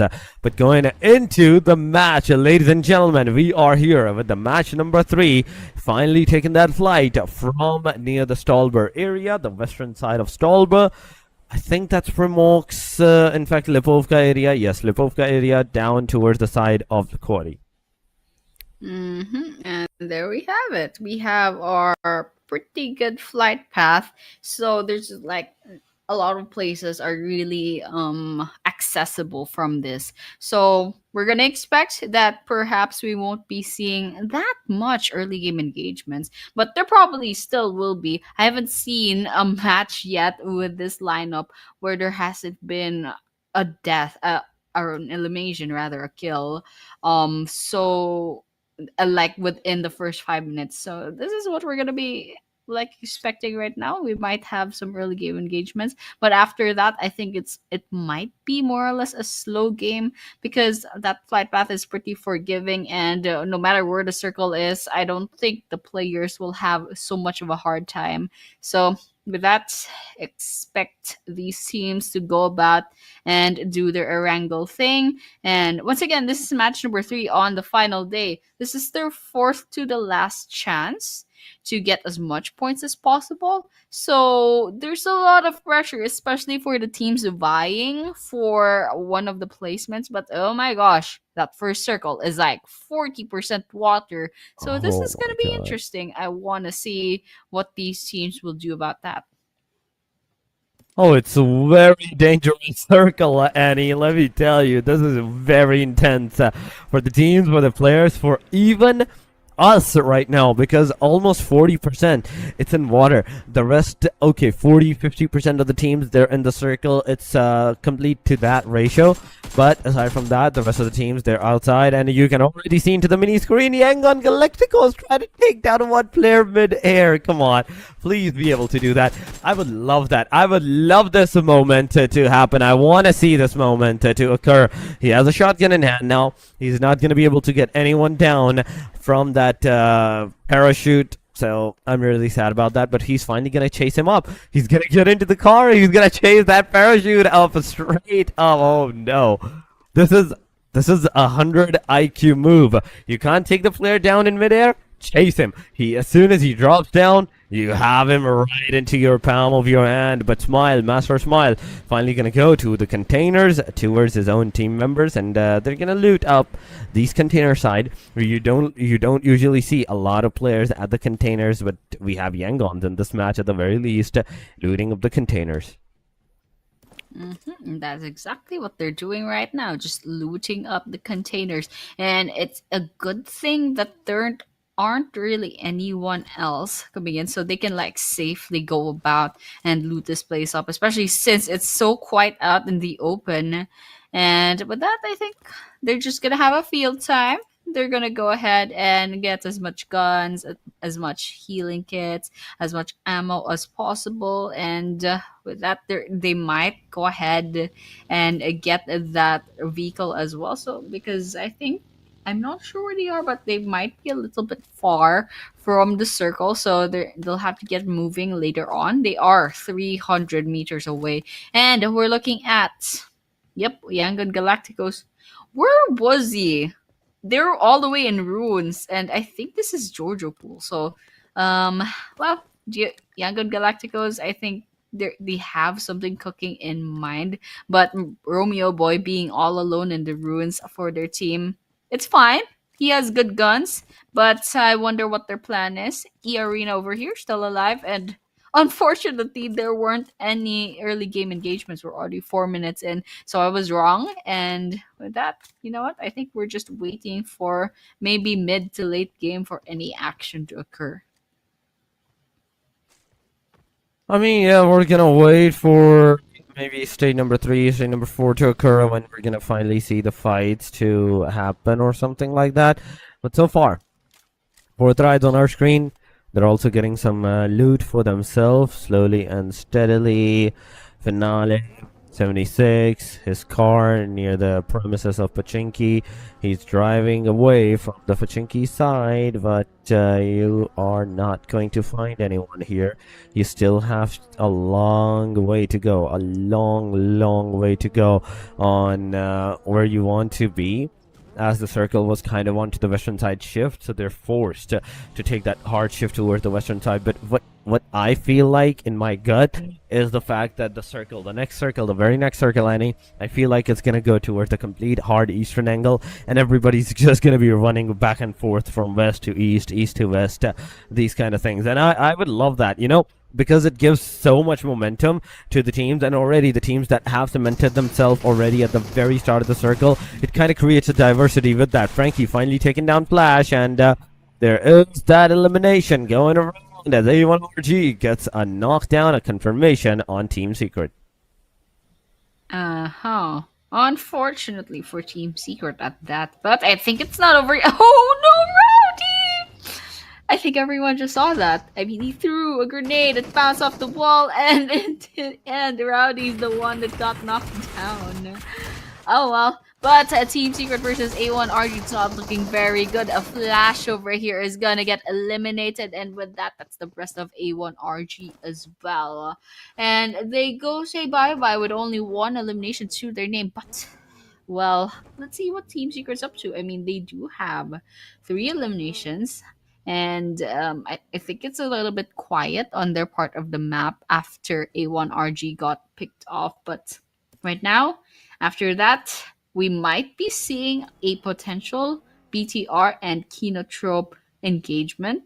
So let's see what's gonna happen, especially when BTR will be pulling up with their vehicles, and Kinotrope Gaming, they definitely heard those noises. So they're just gonna stay in the houses and then potentially watch out for any possible pickups. It looks like Mark will be going on a vehicle. So I don't know what plan they're cooking up, but definitely a good idea for Ozzy-san to stay in this house and collect as much information as possible. And I think Bumblebee is doing exactly that as well.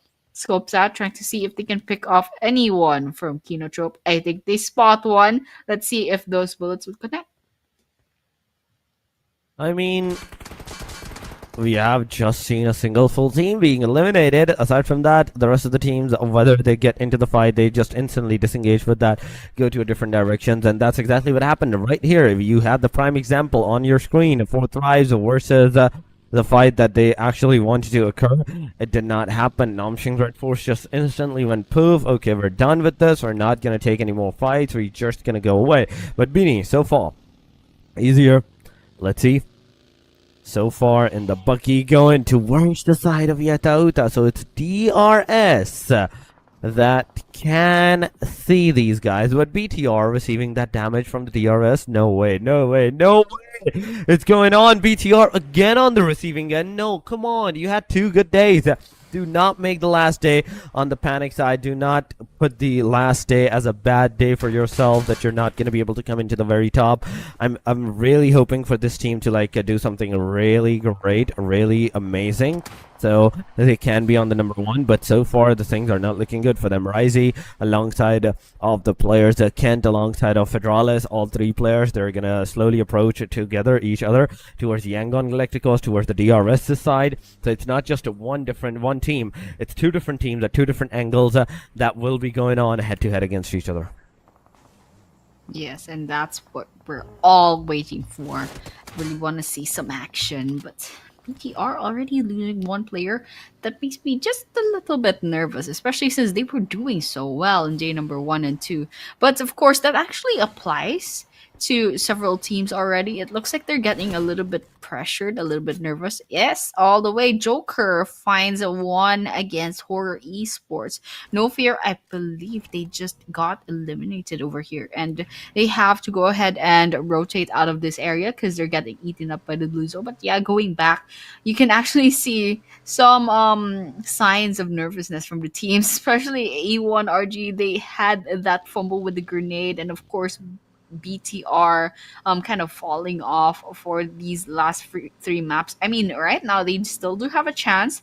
They still have 3 players, but they have a lot of catching up to do if they don't want DRX to keep getting that number 1 spot. They have to take it away. It's just such a shame that day 1 and day 2 they were doing so well. They have to get that number 1 spot back. And so with that, Horror Esports, however, down to 2 players and 0 eliminations. So, I mean, they still have a chance. They're still alive and they're still looking for other players to eliminate. But with 2 players, it's going to be a little bit hard to go against all the other squads, especially since a lot of the squads are still all 4 players standing on the roster. So, let's see what happens. Yango Galacticos is still here also, trying to see if they can find some eliminations on their side. So far, it's a start.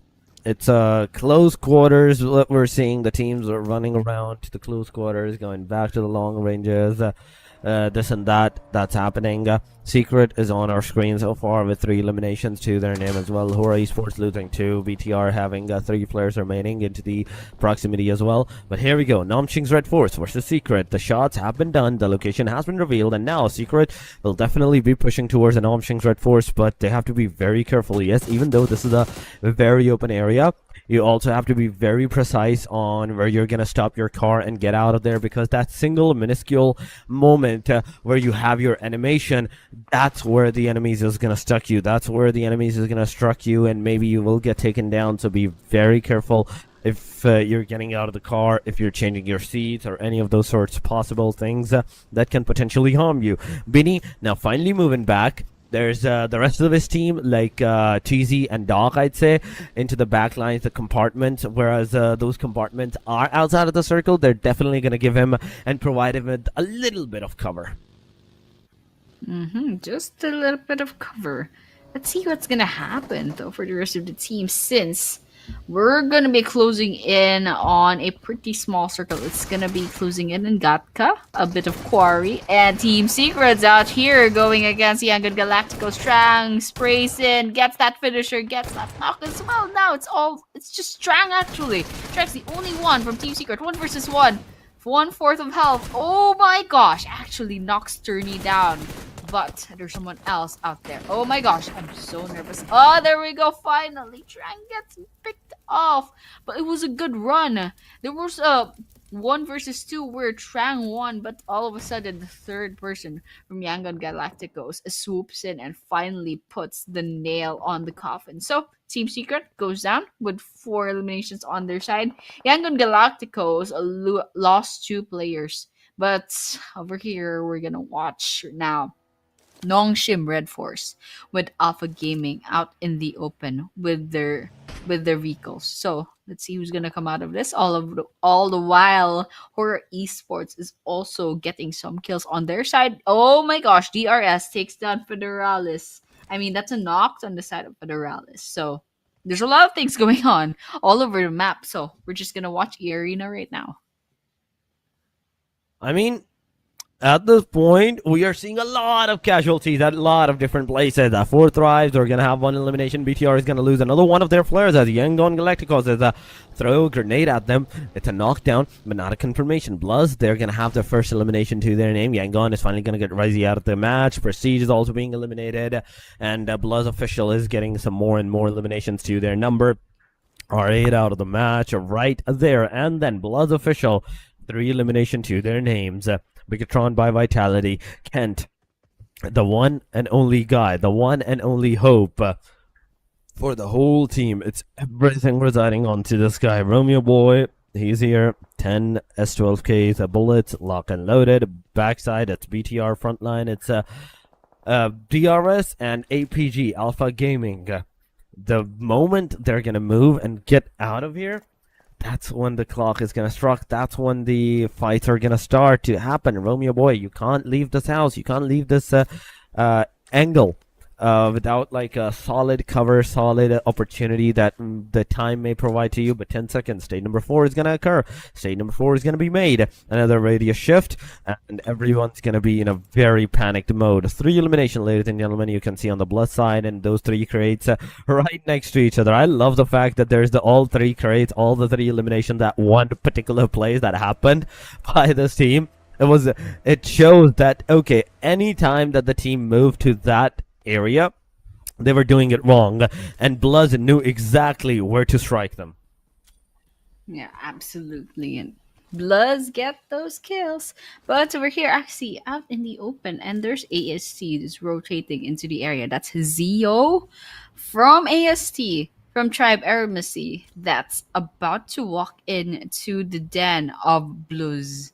Zio throwing grenades. Waka is already on the red, so they're in trouble. Oh, Zio is taking damage, however, from somewhere out there. So it's gonna be a little bit risky to try and throw those grenades. And they actually just did run out of grenades, but Riggs over here with 7 grenades in hand. Let's see if they will be able to change the fate of Tribe Eremacy. Because over here, actually, Tribe Eremacy, they got split up quite a lot. It's just one player over there going against the Bloods, and all the 3 other players are gonna come in to the rescue to their 1 player. So let's see how that works out for them. It's a good thing Zio's still alive, and Tribe Eremacy, they have 2 points already, and they think they'll be trying to get Bloods right now. Let's see how that works out for them.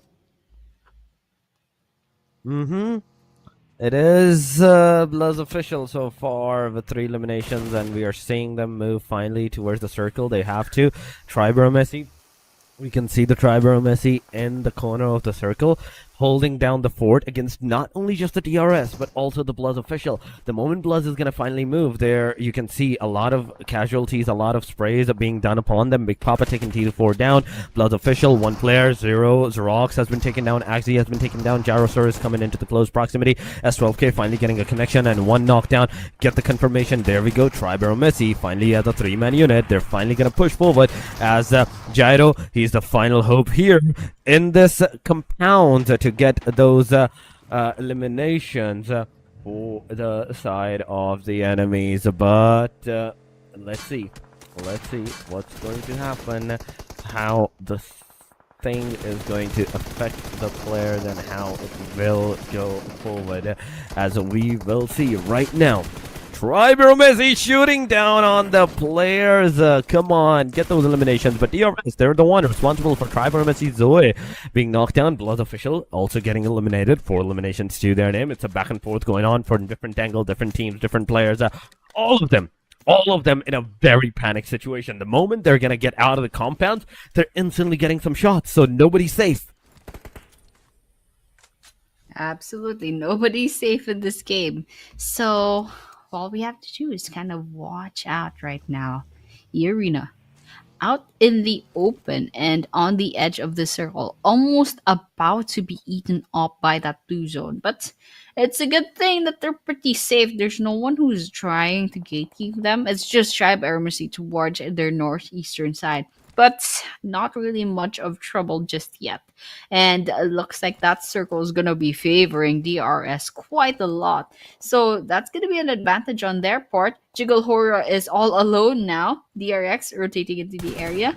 APG, half of their squad is outside the circle. And we have Top within the open field, but all alone as well. So right now, it doesn't seem that there's any engagements yet, but everyone is definitely settling into their positions, trying to see if they can get maybe any buildings whatsoever. But Alpha Gaming, they get spotted by DRX, and it looks like Big Pop is trying to get some big damage on their side. But see y'all, ooh, they do get knocked down by QXZZD on the side of DRX. East is still alive. I think there's a chance for APG to go ahead and get those revived. No, there's the opportunity is not there anymore. They're down to 2 people, East and Top, trying to go against DRX, and DRX, they are also down to 2 people. So this is a potential 2 versus 2 rather. A potential for 2 versus 2. They also have to worry about the rest of the players. 22 players remaining on this map. 5 eliminations to the DRS. That's all I'm seeing right now with 4 men standing into the game. Alpha Gaming versus Tribe Armacy. Finally, the shots connected. East after all that first spray going into the very oblivion. The second spray connected. Kent also gets eliminated. So BTR is out of the match as well on the hashtag number 9. Still not a single placement point. Come on. But now, to go into the side of Alpha Gaming, they're in the center position, I'd say, of the circle. There's a lot of players scattered around them. In Nongshim's Red Force at the corner. 1 player out, 1 player in. The player that's out, he's trying to move in, but Yeta Uta constantly shooting at the guy, making sure that the car is losing a lot of HP. The player is losing a lot of HP. He is forced to take a detour or reroute himself into the circle. But it's not going to be possible. That's the thing. It's not going to be possible here. You have to take that car. You have to straight up go inside of that circle. But APG East, he's one of the guys that's been taken down. APG Alpha Gaming is also down to the very last guy. The only teams that is surviving right now as a full man unit is the DRS. And the chances of the DRS getting a chicken dinner, winner chicken dinner, it's really high. Yangon Galacticos, Master Smiley receiving a grenade, getting some slight damage of the grenade, the splash damage that occurred. The S12K coming into the example gets Master Smiley. And a third party ensued. DRS, that's the 7th elimination that they have so far, Annie. DRS is doing quite well in this map, and to think that they have all 4 players and with full health at that, so that's pretty that was pretty good for them. That's pretty good for DRS. They're doing really well, but I can see in this map it's getting a little bit chaotic. There's like several teams up in the same compound, and I think this is gonna be really fun later on.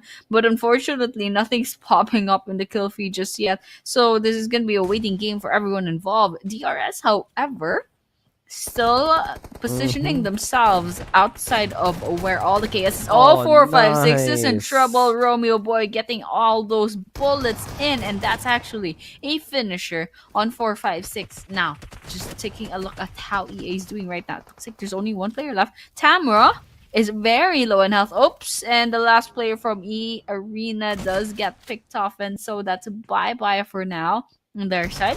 Kinotrope Gaming 1 versus 1 all manages to get that against Romeo, but YG does say goodbye, and now we're down to the top 5 teams already.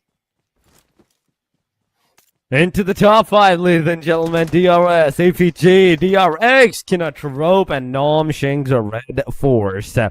It's a solo, it's a duo, it's a trio, and we have a DRS as a full squad. Not even a full squad now. Okay. They actually lost one of their players. I just realized that. But DRX, they're the first one in the top five to get eliminated. Alpha Gaming here, close to the Kinetropes player. Let's see.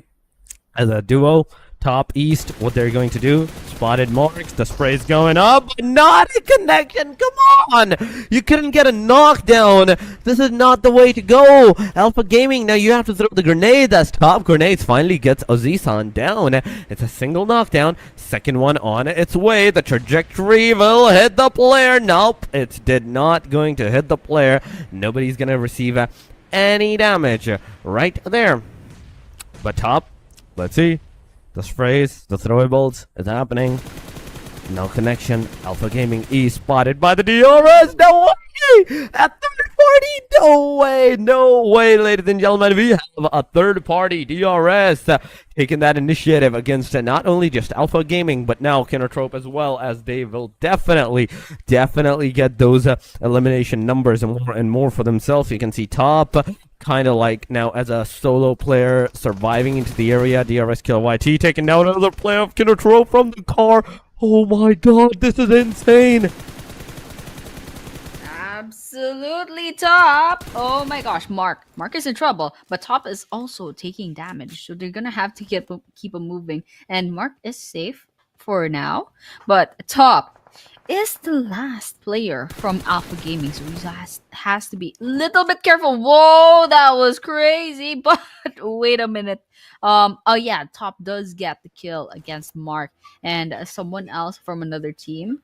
They took the kill for the other player from, and then that's just like goodbye for Kinotrope for now. But DRS Gaming, 3 players left, and they have the best chances of getting this chicken dinner for within these top 3 teams. I mean, Alpha Gaming, it's just 1 player left, and Nongshim Red Force, they're down to 2 players. So GRS, they have control of this field. The circle favors them. Nongshim Red Force is still outside. In Alpha Gaming, it's gonna be a little bit hard to move, especially since top is the only one left. So DRS Gaming, they are like dominating the circle, and they have the potential to gatekeep. Let's see how they will execute just their plan right now, since they have the best chances of winning right now. They do have the best chances right now from what we can see, but still, Non-Shing's Red Force Alpha Gaming, we have seen these kind of teams do it throughout this whole 2 days of tournament into the past few days, that how even a solo player is capable of securing that winner chicken dinner for themselves. In a short while, we definitely will see that, what's happening, what's not happening, how they're doing it. Alpha Gaming top so far, close to the NS Nomshing Red Forces player. 2 versus 1 versus 3. They have the center of the circle, and they're just gonna be chill about it. Cyclone, if he gets taken down, now that's gonna create the difference. With top, you have the chance. Take the opportunity. Take down Doc. Take down the second guy. Get that number 2 position into the overall. Ooh. Oh, there we go. Top 2 versus 1, and of course they stood no chance. Nongshim Red Force gets the last laugh, but at what cost? However, look at how small their health is, and the 1 knock against them. So DRS, they have the upper hand. Ooh, there we have it. 1 good shot at that grenade, and DRS gets that winner chicken dinner. Congratulations. This is match number 3 of day number 3. After this match, we're gonna have 3 more chances, 3 more maps later on. So you know what, this is gonna be really fun. There's a lot of pressure coming in, especially for the teams that are vying for a spot in the top teams. So especially that's DRX and BTR. I'm really excited to see how the leaderboards will be looking at later, and of course I really want to see the stats that come up after this match. Yes. Oh yeah, I do want to see the stats come after to the match on how much of the difference is going to create, how many points have the team secured so far, and all of these minuscule details of that singular momentum, that single mistake that costed the whole entirety performance of the whole team. Those kind of things, those kind of gameplays that actually occurred even right now. DRS, I have to give it to them. Even as on the number 8th position, 80 points they had. Yeah, I saw them with 80 points last match, 80 plus something, not even close to 90. So with this winner chicken dinner, they're going to cross the 100-point threshold, and they're going to be one step closer to the number 1 position. If the next 3 matches goes good or consistent for the DRS, they're the ones that will be on to the number 1. So it's definitely a fight of the life at this point. The teams that we were talking about, okay, they're not gonna get the number 1 whatsoever. They're finally doing a great job today, and you can see overall number 5. It is for the DRS. 11 total elimination in this match, meaning 21 points. 1744 is the damage, 41.6 kilometers, and throwables used of only 16. Yeah, and I absolutely agree with you. With the leaderboards right now, I think also the teams that are maybe at the 80s on the total points in the overall ranking, they still have a chance to climb up even to top 1. Especially since it doesn't seem that DRX and BTR have that strong consistency on their side. They do get a lot of points, and BTR, they're probably gonna rise up sooner or later, and DRX as well. They fall off sometimes, and it's just like a 50-50 whether or not they'll get a lot of points later on. But we can see from DRS here, they managed to rise up so much from this one winner chicken dinner. So I'm really excited to see how this will affect the leaderboards later on. So no clear prediction as to what will happen once match number 6 ends, but that's where all the excitement is gonna end up. So yeah, that was match number 3. Last 3 matches later on, and match number 4 will be a wild card. It is a Sanhok. It's very chaotic, and a lot of these players don't know what to expect. So let's just wait and see. This is the MVP of the match, by the way. Example, with 5 eliminations, 896 damage, 370 longest elimination, and survival time of 20 minutes. It is example, ladies and gentlemen. It is example of it. 5 eliminations, total 896. Yeah, 400 almost. Yeah, more damage. It's good. It's definitely decent. But 11 elimination to 1744 is the damage chart. Damage to elimination chart. Then we have APG Alpha Gaming with 7 elimination, 1645 is the damage. Then we have Namshing's Red Force with 3 elimination, 482 damage. DRX has 4 elimination, 742. Kinder Trope has 4,058 damage. Yangon 5 with 1,045 damage. Triber Messi with 5,072. There's a lot of 1,000 damage going around. The Secret with 773 with 4 eliminations as well. Yeah, actually, there's a lot of thousands. That's true, but there's only DRS crossing the double digits, however. So there might be a lot of healing that happened after that, and that's what made them, what made the damage dealt really high. But yeah, this is the match leaderboard for match number 3. DRS with 21 total points. That's with 11 eliminations. Coming in second is Alpha Gaming with 12 points, and Nongshim Red Force rather, 9 points. Kinotrope with 8. DRX with 7. That goes the same with YG as well, 7. Tribe Eremacy with 5. Team Secret and Bloods with 4 each. Arena 4 thrives, having 3, and Horo with 2. R8, PTR, and A1RG each get a 1 point from this match. So there are a lot of teams that didn't do quite so well in this map. But this is the overall leaderboards. DRX sitting with 136 points. Yep, DRX 136.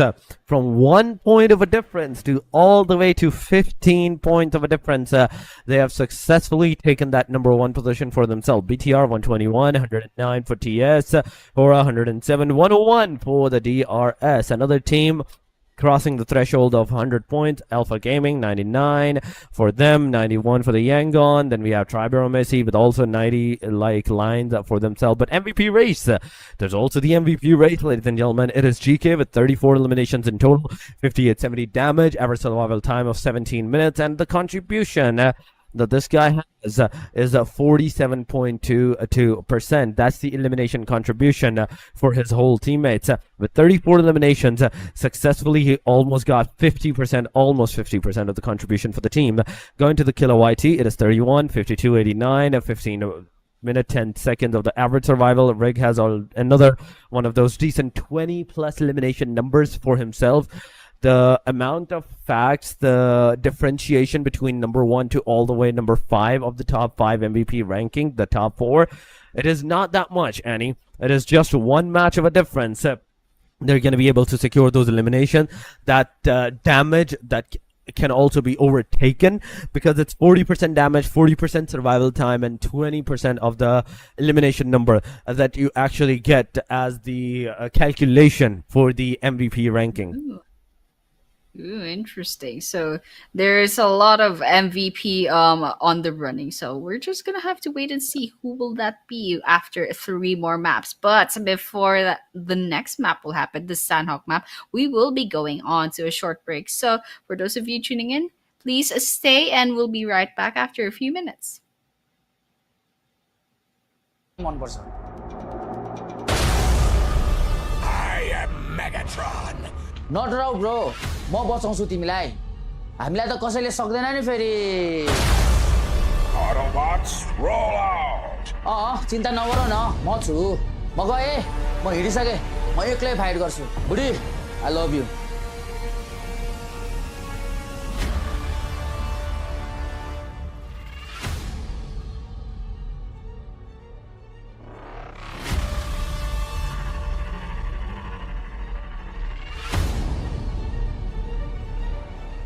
The Epic Transformers Showdown event is here. Get a free Bumblebee voice pack, enhanced edition, and a new legendary outfit. From July 8th, 2025 to September 2nd, 2025 at 23:59 UTC-0. Get Ember Core fragments by completing daily and Transformers missions. Collect certain amounts of Ember Core fragments to claim milestone rewards that include Space Warp music, New Sensation Space Gift, and 800 perk tokens. With 800 perk tokens, you can redeem the new legendary Yellow Jacket mech set and cover at the perk exchange. You'll receive a Transformers token for every 600 Ember Core fragments you collect. It will be placed in your inventory and automatically carried with you into matches. Tokens can only be used in ranked-themed mode maps with a 4-player team. The player holding the token must pilot a Transformers bot and terminate the enemy Transformers bot in order to begin the trial. Once the trial is initiated, only players that survive and win will be counted as having completed it, and either Optimus Prime's or Megatron's exclusive results screen performance has been triggered. The Transformers token will only be used up when the player who initiates the trial completes it. If you don't end up using the Transformers token, it will return to your inventory at the end of the match. The showdown period of this event takes place from July 8th, 2025 to August 6th, 2025, UTC-0. The amount of damage you deal to the Transformers bots, the number of times you terminate them, and the number of times you complete a Transformers trial all contribute towards your team's progress. You are automatically assigned to the team you contribute most to. The team that gains the most progress at the end of the showdown period wins, and its members will get rewards, including an enhanced edition of the Bumblebee voice pack. I'll cover you. Let's go. However, players on the losing team don't need to worry about missing out on any rewards. During the remedy period from August 7th, 2025 to September 2nd, 2025, UTC-0, you can complete remedy missions to earn the winning team's rewards. Take part in Optimus Prime and Megatron Showdown now and collect all the rewards.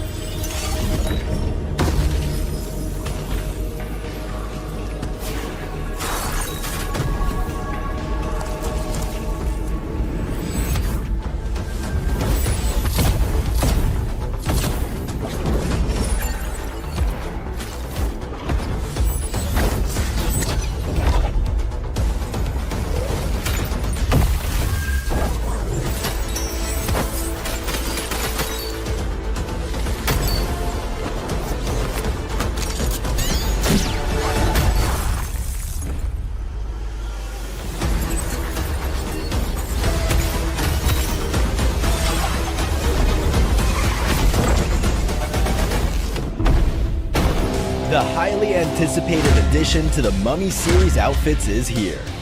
Paired with the new Ice Tomb Glider, the Polar Spectrophage set is just what you need to freeze your enemies. Or send them ablaze with the Inferno Feed set's new upgradable Chain Inferno Uzi. All the Mummy outfits are back. Get them all. Join now and collect the whole series to turn all eyes on the battleground. Event period, July 10th, 2025 through September 2nd, 2025.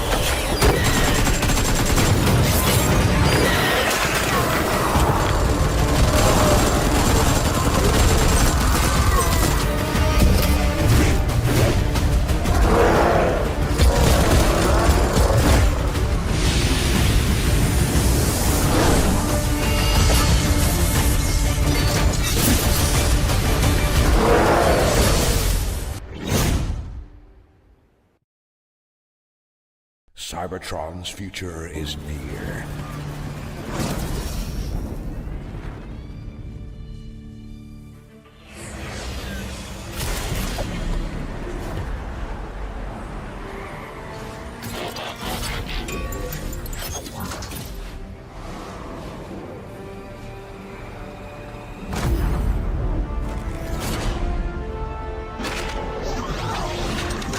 Autobots, roll out!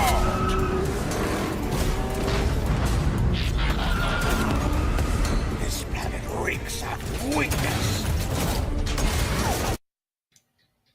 And just like that, we are back to PUBG Mobile's Training Grounds Season 2. We just witnessed match number 3 with Erangel, and we'll be moving on to a very exciting map. That will be match number 4 in Sanhok. And once again, we are your casters. My name is Annie, and with me. So, Torix, finally, Sanhok, something Yes. uncertain. What are your thoughts about what's Yes. going to happen now? I needed the Sanhok very badly. The teams needed the Sanhok very badly, in fact, because the momentum is not coming, right?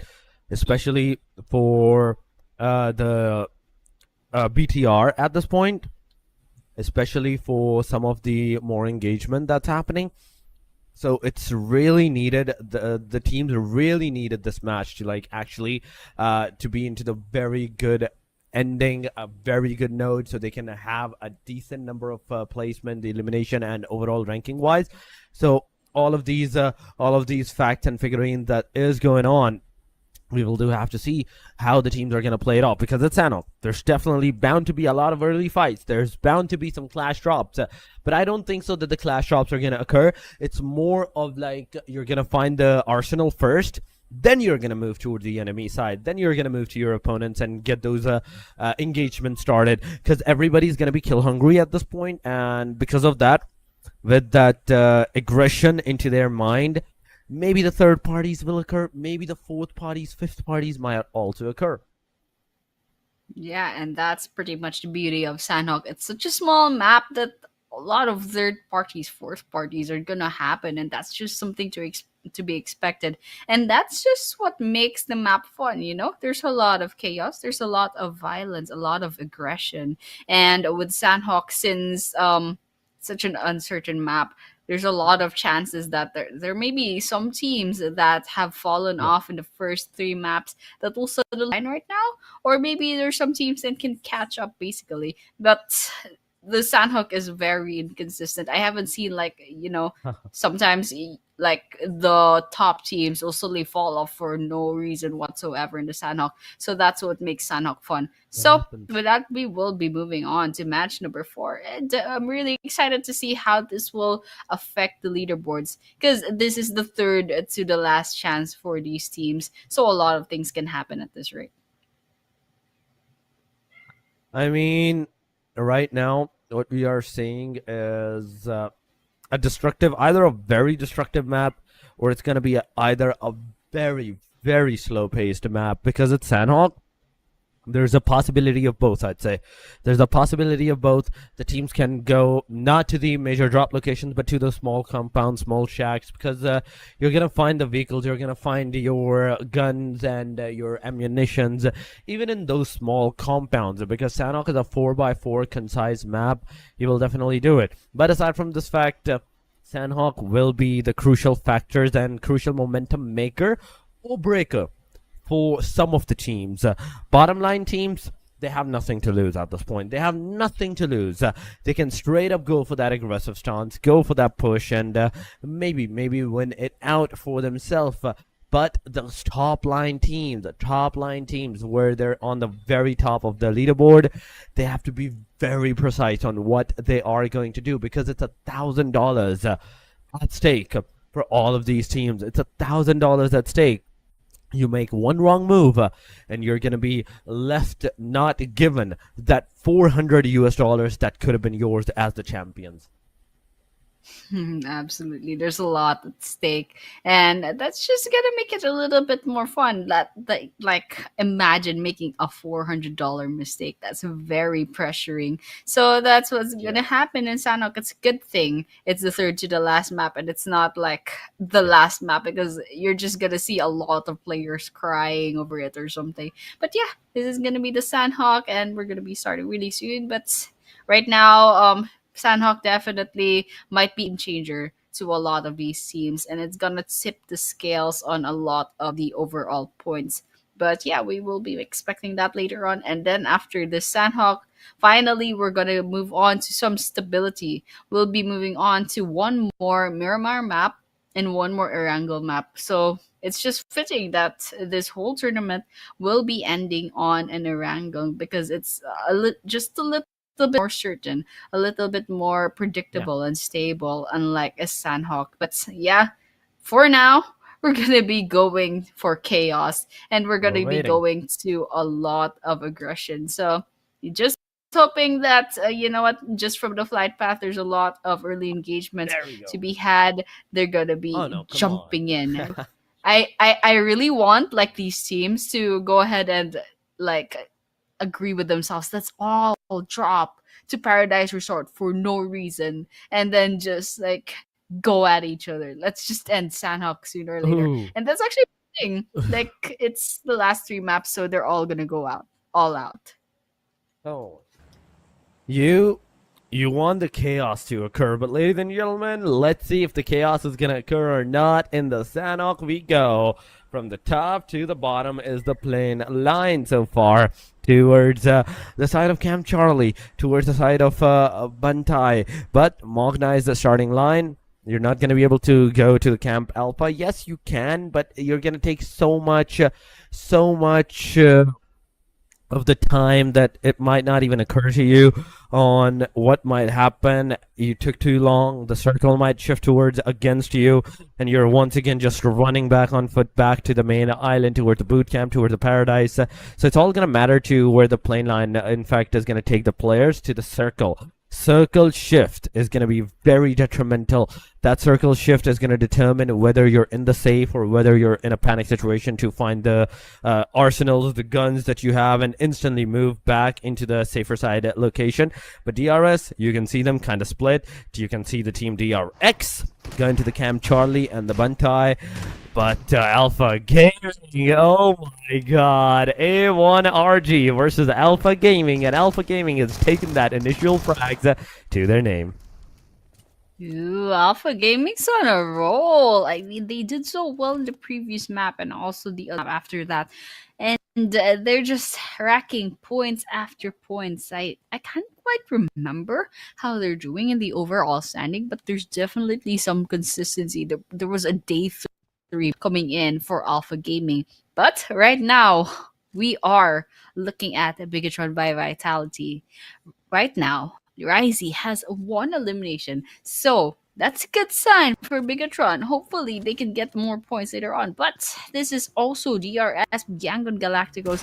I think it's just a 1 versus 1. Yetauta is gonna rotate into the area, but it's not gonna be needed because Romeo Boy is already falling to the hands of DRS. Master Smile, 3 versus 1. Oh my gosh, this is so scary. And Master Smile just holding on to a sliver of health, manages to get 2 from the side of AST. Oops, there we have it. My The king has God. fallen. No Such way. little HP, but it's No amazing though. way. Who's still Oh alive my after all of that? goodness.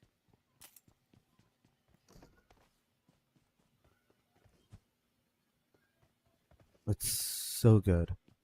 That's crazy. So amazing. It's so amazing the way Master Smile actually retaliated, made sure that they even gave the other team a run for their money. It was phenomenal. Alpha Gaming is definitely going to be the one responsible for all those eliminations, 4 eliminations to their backpack. Triber Messi is going to have 1, but at the cost of one of their own players as well. Yangon Galacticos also has 1 elimination, but 3 of their players are down. Who took those 3 eliminations? Who took those 2 eliminations? That's my question. Okay, Triber Messi and I think DRS are the ones responsible for that, but there we go. Triber Messi taking the final hit onto the side of Yangon Galacticos, and it's over. It is over, ladies and gentlemen. We have 1 elimination to the Triber Messi, 1 for Bloods, 1 for BTR, and Yangon and A1RG. The 2 teams that has been taken out of this match within the 4-minute marker. Already so fun. Ooh, Zisan gets knocked down by Sleepy Horror, and there's still 2 players left for Kinotrop Gaming to go ahead and get as much kills as possible. But they'll definitely have to go ahead and get those Onoji said. But finale will be seeing their final breath for this map. So it'll be goodbye for them for now. And here, Hora Esports. 2 eliminations so far. Still a full squad. So it's going well for them. And we're still like 4 minutes into the game. So there's a lot of kills that they can still go ahead and get. Right now, they are sitting at number 2 rank on the leaderboards for this match. So they're doing really well. Just next to Alpha Gaming that managed to get a 4 elimination. Oh my gosh, Mark goes on the red and they need that revive now. You definitely need that revive as soon as possible. Because if not, Kinotrope is going to be down to the very last guy, Tam R4. The only hope of the team, and Hora Esports is just into the proximity, waiting and chilling out here. And waiting for the opportunity that, okay, the Tamar may just come out on his own, but they want to push up. They want to make sure that they go in their compound, in the opponent's compound, and take them out to their own accordance. Look at how these 2 guys are going straight together. They're not giving any headspace, any placement to the teams to stay into the safe line, but Tamar now is there. The shotguns are coming on. The S12K definitely made a connection onto the players, but Kinotrope finally been taken down. Hora Esports once again with that aggressive start. 5 eliminations without a single casualty. Looking good, looking really good at Hora Esports, but DRS, another team that also have a chance of securing that number 1 placement for themselves, so far is with 1 elimination and 3 of their players remaining into the match. Alpha Gaming, they have 4, 1 for Triber Messi, 1 for Nomsheng's Red Force, 1 for Bloods, 1 for BTR. Yangon also had 1 elimination, but they lost their lives. They lost their whole team at this point, so it's just 2 more matches for them. But right now, the rest of the teams that are still alive, it's still 3 matches, including this one, for their placement and for their game style. Yeah, absolutely. 3 more matches. And once for these teams that already got eliminated off that, 2 more chances later on. 1 Miramar and 1 Erangel. And just look at what the teams are up to right now. It looks like Hora is actually doing really well, with 5 eliminations 6 minutes in. So that's good.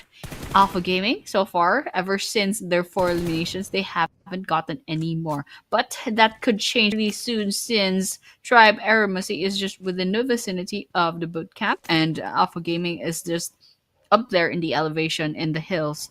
And Nongshing Red Force rather is gonna eventually run into DRS Gaming Cyclone, who is, by the way, the last person standing in their team. Let's see if Nongshim Red Force could manage to spot Cyclone and finally put an end to DRS Gaming, or maybe Cyclone will manage to get away and get a lot of placement points since we're still 12 teams in. So there's no placement to get picked off right now. But if you stay alive for really long, then it might be possible. But over here, Tribe Armacy and Alpha Gaming at odds, shooting at each other, but no and elimination so far.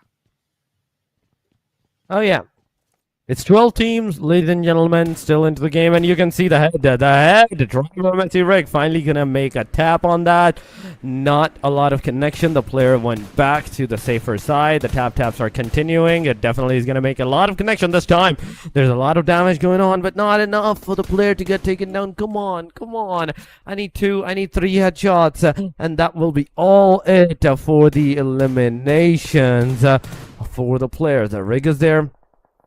Let's see if he's going to be able to get some more connections, more eliminations, and some decent number of points for his name. But R8 on our screen, taking down E-Arena. Beautiful job, beautiful gameplay that they have done for themselves. Absolutely. Look at R8. Prestige does get all 3 eliminations on their side. So that's pretty crazy. I actually saw EA, they just went down, get eliminated one after the other. So that was an interesting thing that we could have watched. But over here we see DRX, the defending and ranked number 1 on their feet, their eliminations, but they're sitting on a lot of points right now. But it's not gonna sustain them forever. They definitely have to pull their weight and get as much points as possible if they want to defend their place in the leaderboards. And so with that, Rig from Tribe Armacy, they're still at it against Alpha Gaming, and we can see top as well. This is a beautiful scope, by the way, 4 times scope, and that's really gonna help them with getting as much eliminations as possible. But Nia is definitely not gonna make it easy for them. So let's wait and see what's gonna happen.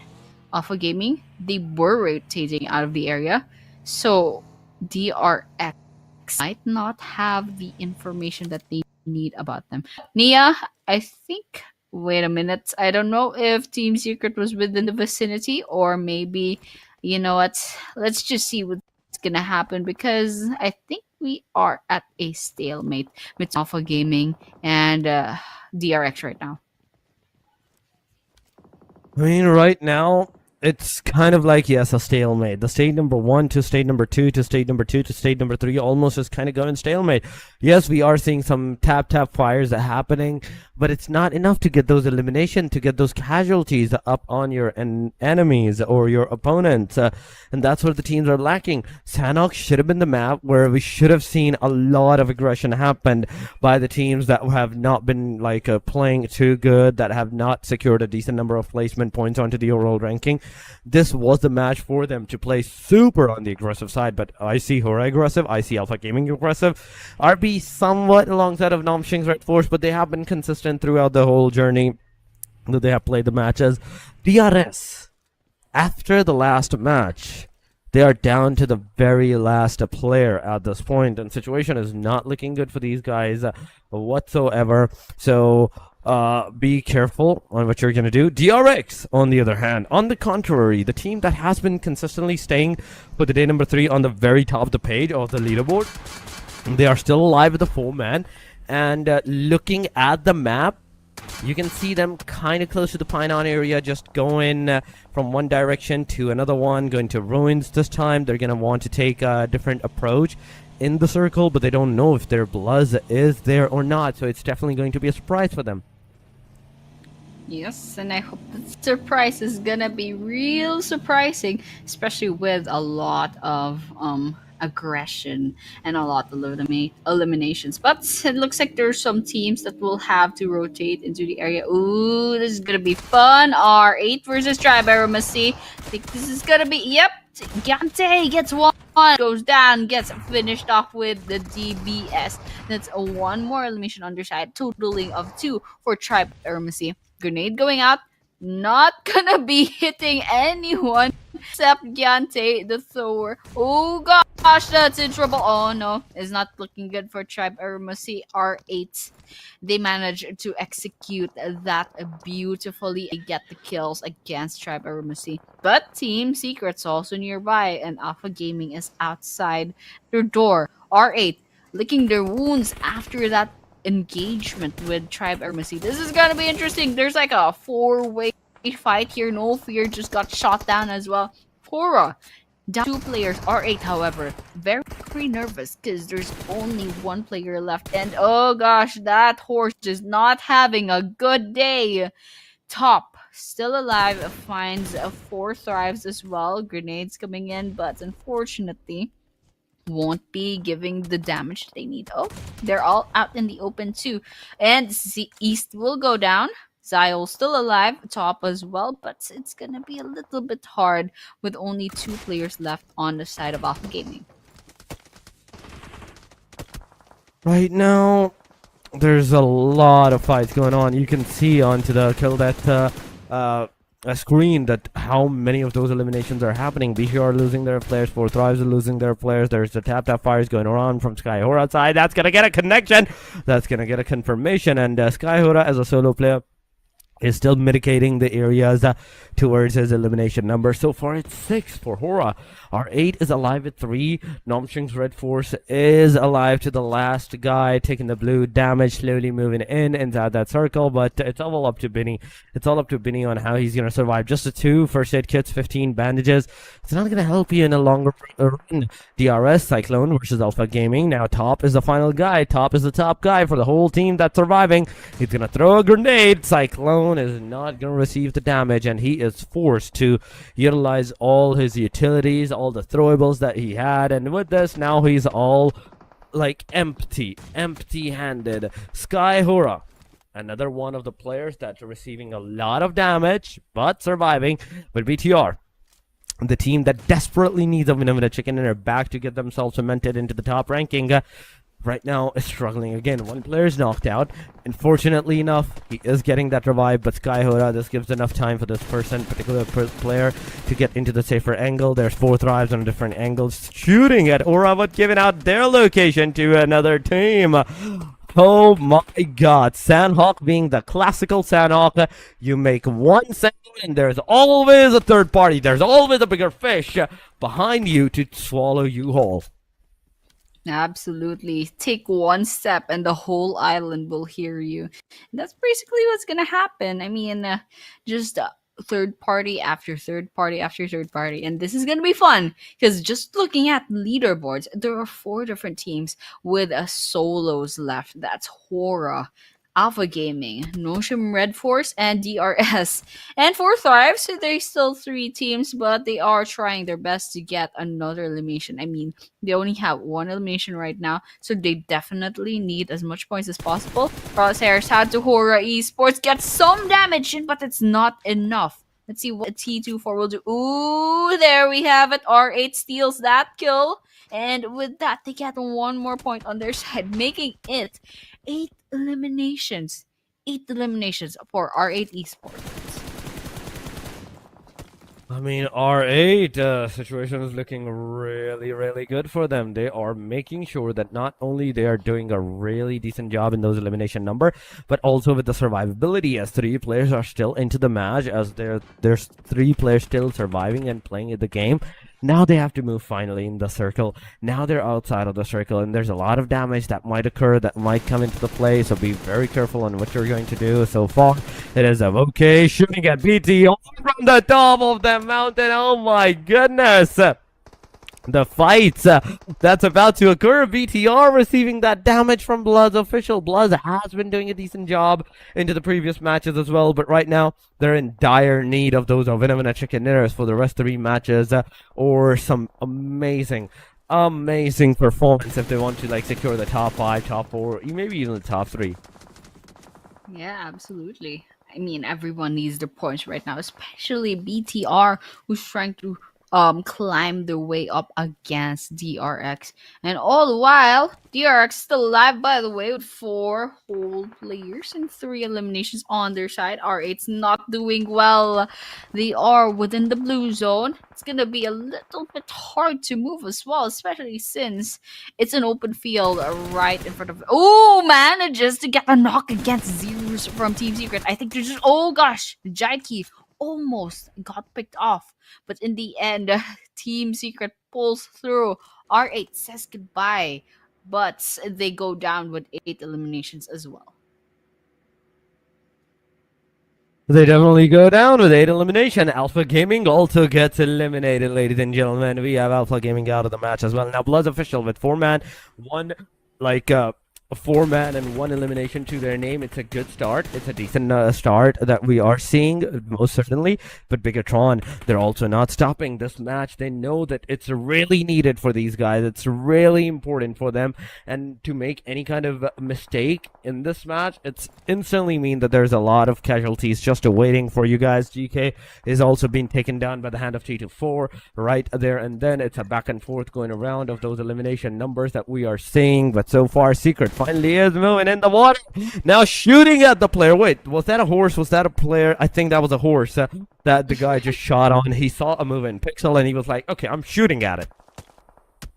The poor horses. That's like what Sanhok is about. You kind of like feel sorry for all the horses that were harmed in this match. But well, you gotta do what you gotta do, and have to get as much points as possible. Ooh, Zeros from Team Secret is in trouble. They're in the water, and that goes the same with everyone else. Strang is also on the red. Frankie's the only one left standing, and once you take Frankie out of the picture, then you'll have all your kills against team. So, Nongshim Red Force has that opportunity.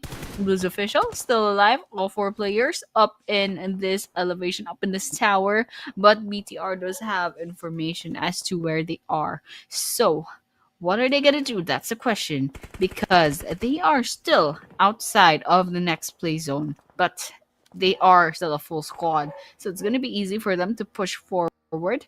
But then again, there's BTR at the distance. There's also DRX, basically the valedictorian and salutatorian of the tournament right now. They're gonna go against each other. This is gonna be really fun since we're down to 6 teams and 18 players left.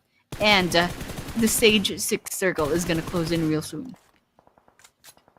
Oh yeah, the stage number 6 is going to close real soon. It's only 15 more seconds before it closes up and before it takes another leap of faith on all of these teams. As Bigatron right now is on the screen. You can see them taking the fight against the Bloods. But no connection so far. The sprays are not connecting. Fourth Eyes on the other hand, taking the fight against the Team Secret. You can see the player. You can see even the horse. He is behind the horse. He's behind in the cover. IQ is there as well. Finally getting into the water. Getting out of the water. Come on. It's a trade-off going around. Bloods taking the fight against the Team BTR. That's 1, that's 2, that's 3, that's all 4 of the BTRs down and dusted. Oh my goodness. Bloods official. From 1 elimination to 5 elimination. This is absolutely phenomenal, Annie. This is so amazing that we have seen by these guys. But going to the Zarok so far, he's also looking at the T24. He's in fact Team Secret's this player. DRX is right in front of the proximity, and the chances are DRX takes the chicken dinner, and nobody's even remotely close to them from after that point onward. Even if they misses the 2 next matches, they're still going to be on the very top after the day number 3.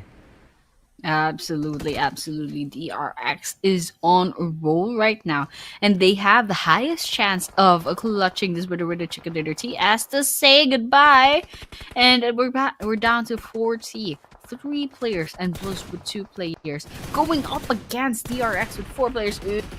Papa getting that big damage on their side. T24 goes down. I think that's a whole elimination on their side. No, okay, he's gonna get knocked out by this blue zone sooner or later. But well, there we have it. It looks like DRX finally clutches that winner with their chicken dinner. This is gonna be fun for them. because they are gonna solidify their placement on the overall leaderboards. So this is gonna be really fun. I wonder what the gap is gonna look like right now, especially at BTR. And of course, we do have two maps left to go, so it's not like completely over for them, but still. There's a lot of pressure coming in, and I'm really excited to see how the next two maps are gonna fare after all of this.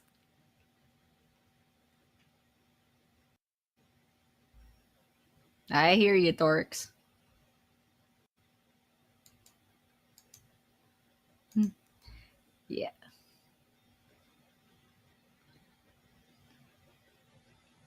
Well, anyway, Torx, I'm really excited to see what's gonna happen later on. Well, I'm really excited for the statistics because, well, DRX does put on a lot of points against BTR, and they've solidified themselves in rank number one. So, you know what?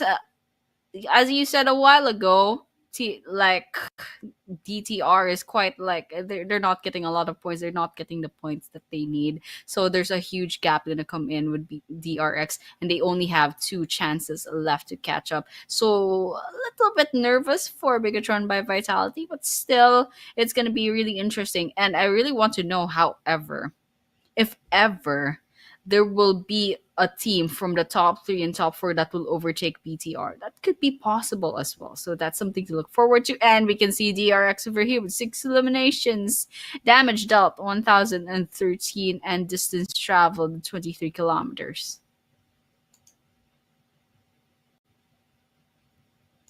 And with that, this is the individual team stats as well. Yep, there we have it, Torx. There we have it. We have Big Popple with 2 eliminations, Neo with 2 eliminations, QXZZZ with 1 elimination, and Big Mamo with 1 elimination. And this is the match summary. We have 54 total eliminations, 4 grenade eliminations, 1 airdrop looted, 0 vehicle eliminations, and 5,620 healing done. And we do have Sky Horror getting the 267-meter longest elimination. So beautiful stats coming in for this Sanhok. By the way, this is Sanhok, so lots of chaos coming in, but still DRX as on the top. And this is the MVP of the match. It's IQQ with 5 eliminations, 676 total damage, longest elimination of 194 meters, and survival time of 20 minutes and 20 seconds. So, the MVP of the match, done and dusted. We have the statistics for that. And we're going to be moving on to the damage graph. And of course, DRX with their 6 eliminations and 1013 damage, they have the left side of the Sable. But taking a look at the other teams, we have 8 eliminations and 1,580. And moving on to R8 as well, they have 8 eliminations and 1,085. And so, despite DRX winning the chicken dinner, they're not really like the highest amount of elimination, but the important thing is they racked up a lot of total like eliminations and placement points. So this is the match leaderboard, Storix. Oh yeah, the DRX again. Even though couldn't like they did got the winner in a chicken dinner, and that means with 16 points to their name at their disposal, they're going to be unstoppable. 4 thrives, 13 points in this match. Bluz 12, 8 for R8, 7 for Secret, 6 for BTR. Namching's right 4 for the 6. But going into the overall ranking, ladies and gentlemen, here we go. DRX 152. That's a huge number, almost double.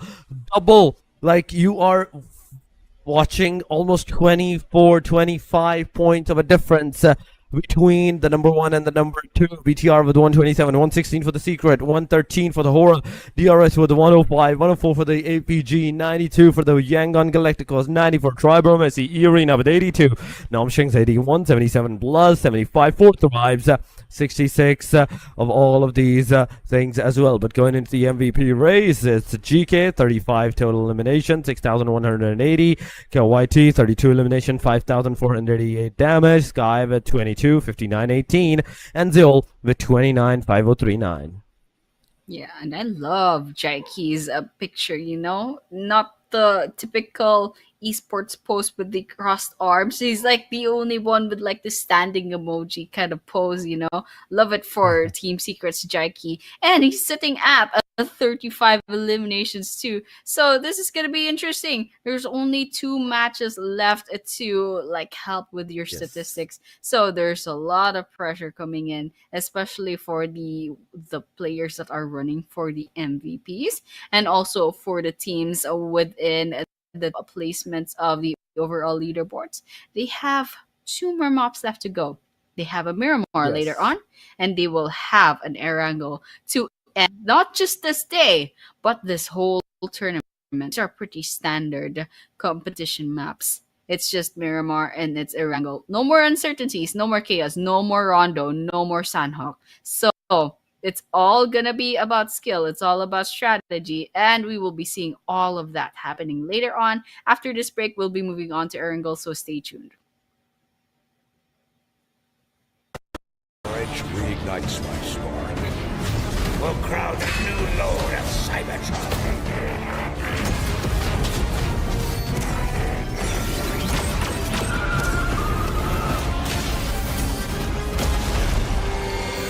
Roll for freedom.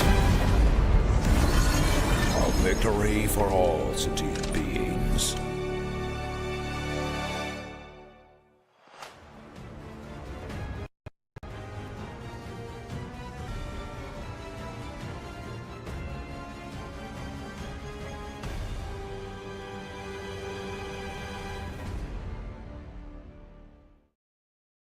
Come check out WoW version 3.9 during this blistering summer. But watch out so you don't get blasted by ink. The new Ink Blaster fires ink in multiple different colors.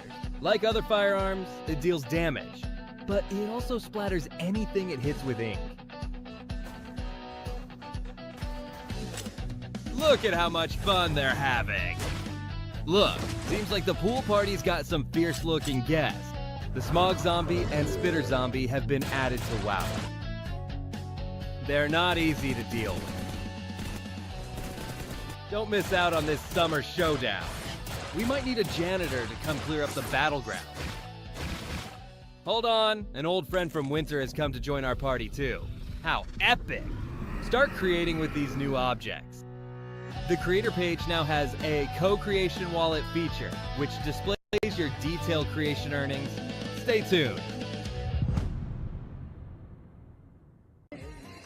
Is the gloves with teddy, the headband, and also the tail.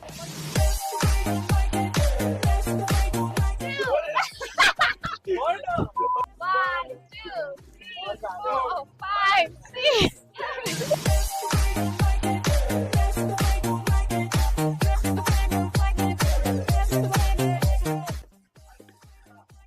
Oh my god!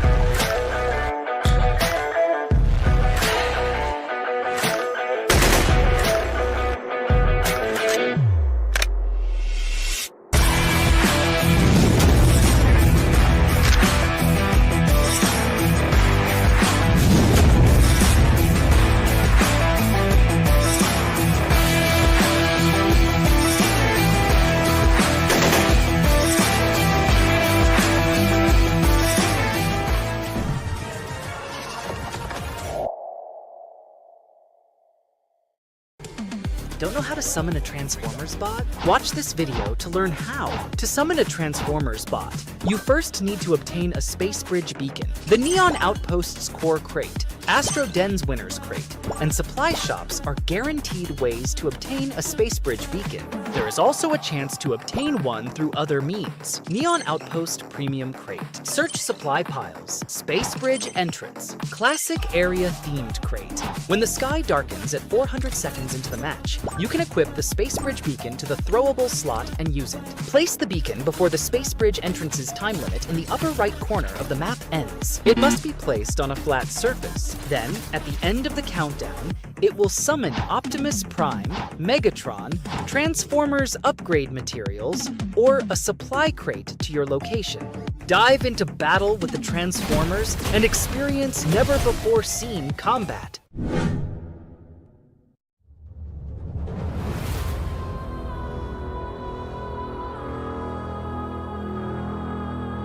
ल test हान्ने Target spotted. Stay alert.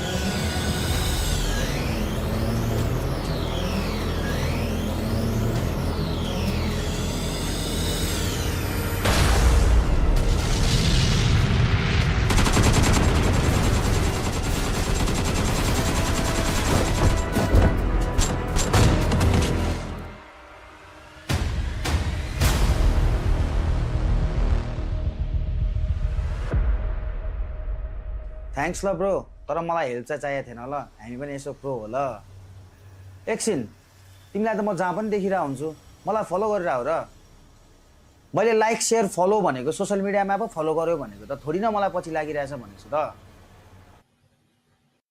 Ladies and gentlemen, welcome back once again to the PUBG Mobile Training Ground, Nepal Pro Season number 2. We are here as your host, as your casters, once again after the half-day point, and even on top of that, the Sanhok that we just witnessed, a very stale Sanhok. I'm not going to talk about the Sanhok being on a very aggressive side. No, it was a very stale Sanhok for some reason. But ladies and gentlemen, we are here with the final few matches. 2 more matches to go.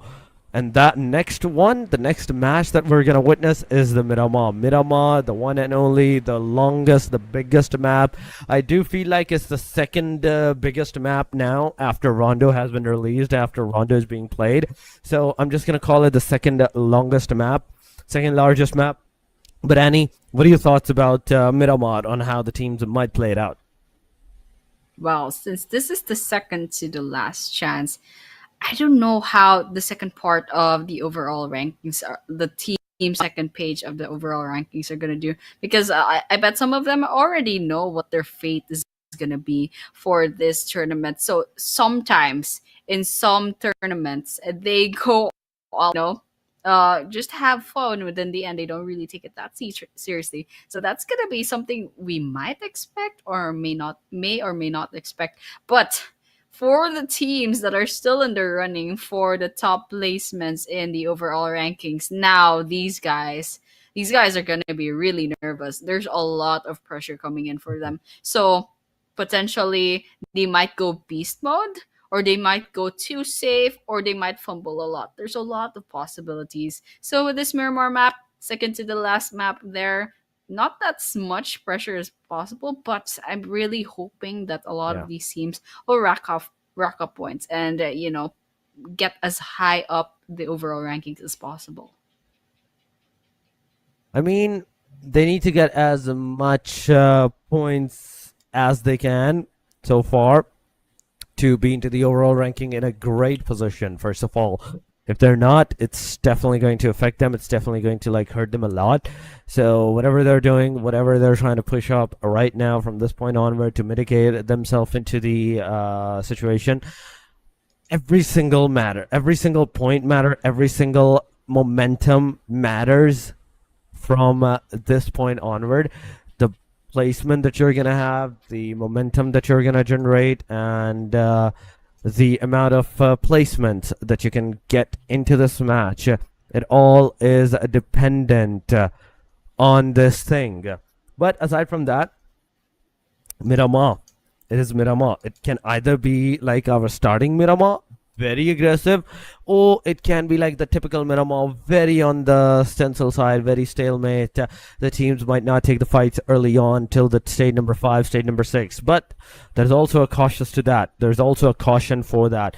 If the teams do not take the fights, do not take those early engagements like we saw aggressively, we're gonna see a lot of aggressions into the stage number 6 onward, stage number 5 onward, where those 16 teams are gonna be compact within this small circle, small radius of the circle. Nobody will have any exit.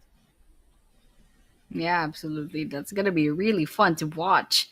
But really want to see like a lot of aggression later. I'm just imagining, these teams. They're all like, let's all land on like El Pozo or something or Los Leones and just go at it. But of course, there are some teams that will be it seriously, and hopefully, we see a lot of aggression early on because that's where all the fun is, because that's where all the uncertainty is. You don't have the best guns yet. Some people get knifed down or like frying pan or like straight up punched to death in the early engagement. So that's one thing that we can look forward to if ever they go aggressive early on. But if they don't, as you said, we're gonna be expecting 16 whole teams in a stage 8 circle, congregated. That'll be really fun to watch. Just one grenade and there will be like 10 eliminations. But it hasn't happened yet, No. but it would be really satisfying to watch. And you know what? Anything can happen, but I think that's just one thing that probably won't ever happen unless the players all agree to it. But you know what? A caster can dream. I mean, yeah, we can dream, but we're definitely not gonna see 10 eliminations with a single grenade going on. I mean, that's going way beyond. You're going plus ultra at this point for the teams with that grenade. You're using the one for all to the 1,000 times on the limit, and it's not gonna do anything. But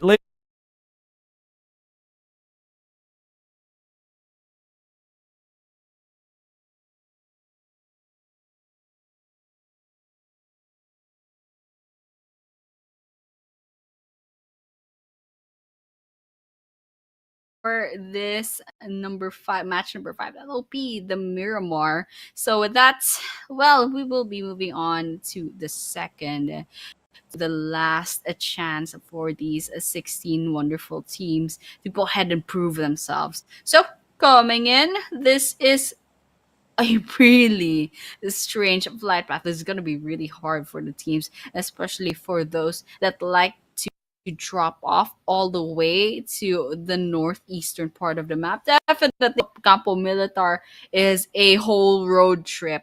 And I don't think anyone will be trying to, go that place is so far northeast.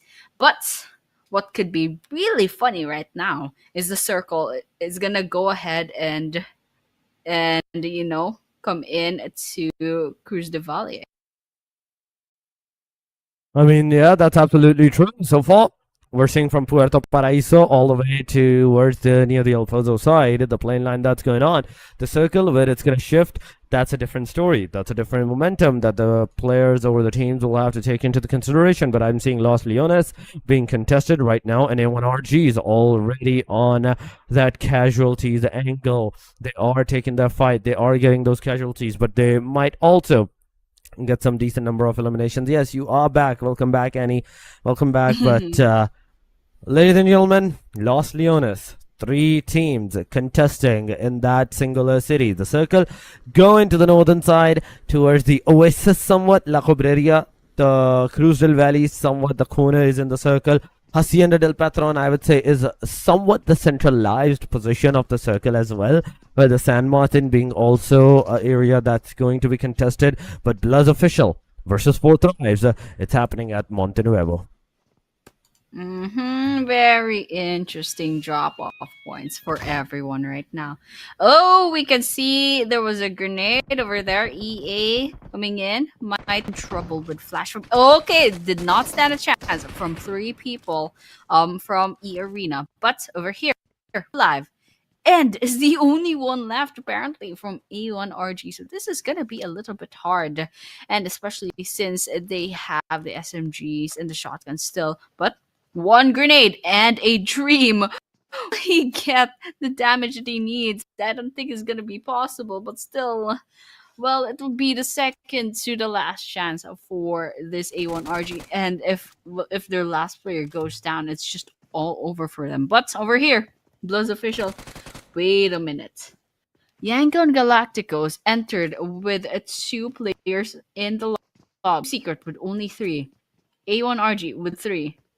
Is this gonna be nasty? This is gonna be a little bit hard, and for the fact that this is gonna be their second to the last chance to get points on the leaderboards is gonna be a little bit hard. I mean, going into this phase, we're seeing the early fights that's occurring. Yangon has joined this match with just